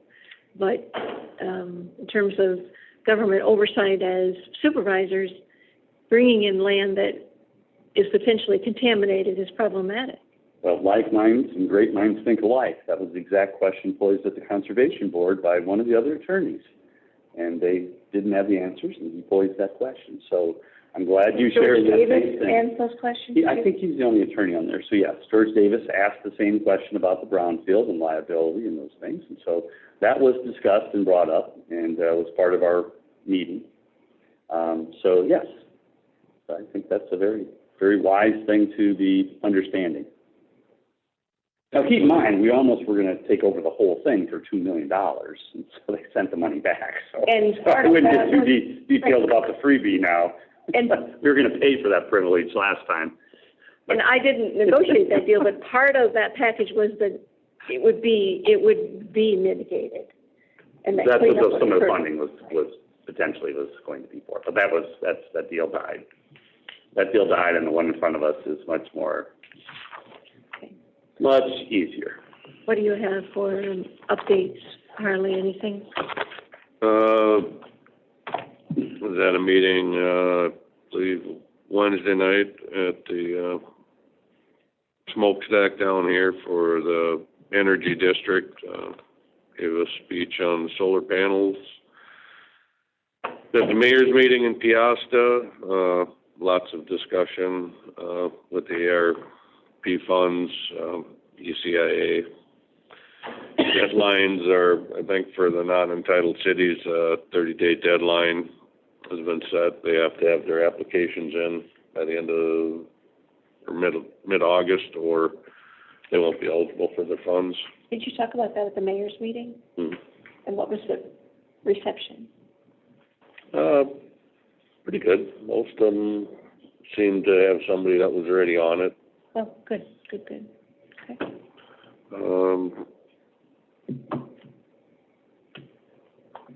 Had a ECR meeting, well, not really ECR, it was a meeting with the Lynn County and Johnson County Access Center leaders at the Law Center.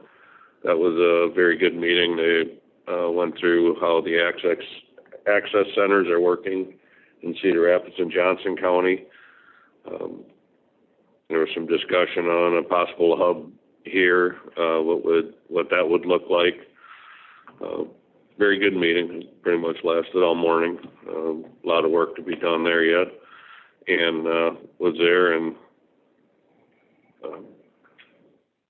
looks very positive for Dubuque. And last, Simmons Pet Foods has their ribbon cutting Wednesday at 10 a.m. for anyone interested. On the 21st of this week. Yes. The library board meeting is Tuesday night. On the agenda is the library in Farley, an update. I saw in the minutes you were at their last library board meeting, I think. I'm thinking to try to be on part of that to get an update. I have a fire meeting that night, so I'm not going to be there. Okay, so I'll attend the library board meeting. And zoning meeting is that night too, which obviously I can't be on that one either, so. I think they're going to announce who the new director is. We have a director who's retiring from So that announcement, I believe, will be made Tuesday night. So it'll be good to also, have that be up. This week, we have, the East Central Regional Governing Board, and I have not looked at that agenda yet. So I don't know for sure. Is there something, anything that my colleagues should note on that agenda?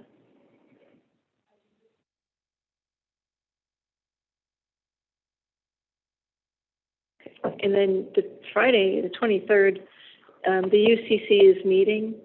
The meetings during the summer are just once a month.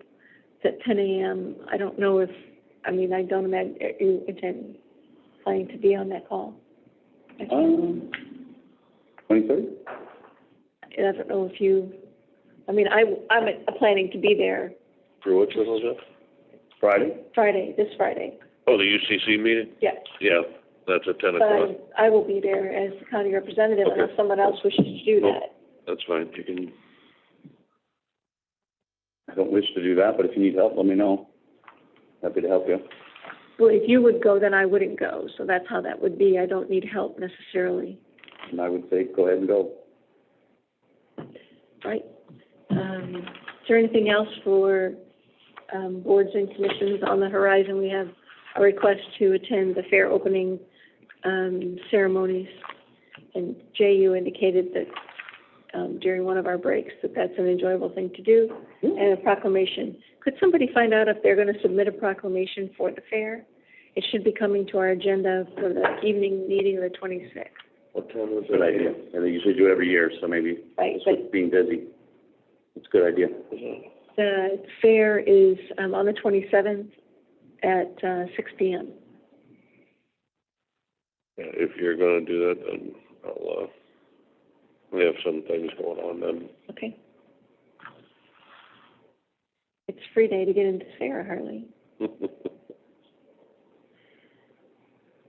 And are you going to join in? Do you think, Jay? I'm sure, I'll take a look. I mean, I enjoy it, so if I'm available, I'll be at the opening day of the fair. Well, I won't need help, so that's good. All right. Anything else that we want to bring to the board's attention? The boards and commissions? Motion to adjourn. The next meeting will be on next Monday, and it's an evening meeting. Yep, 5:30, yeah.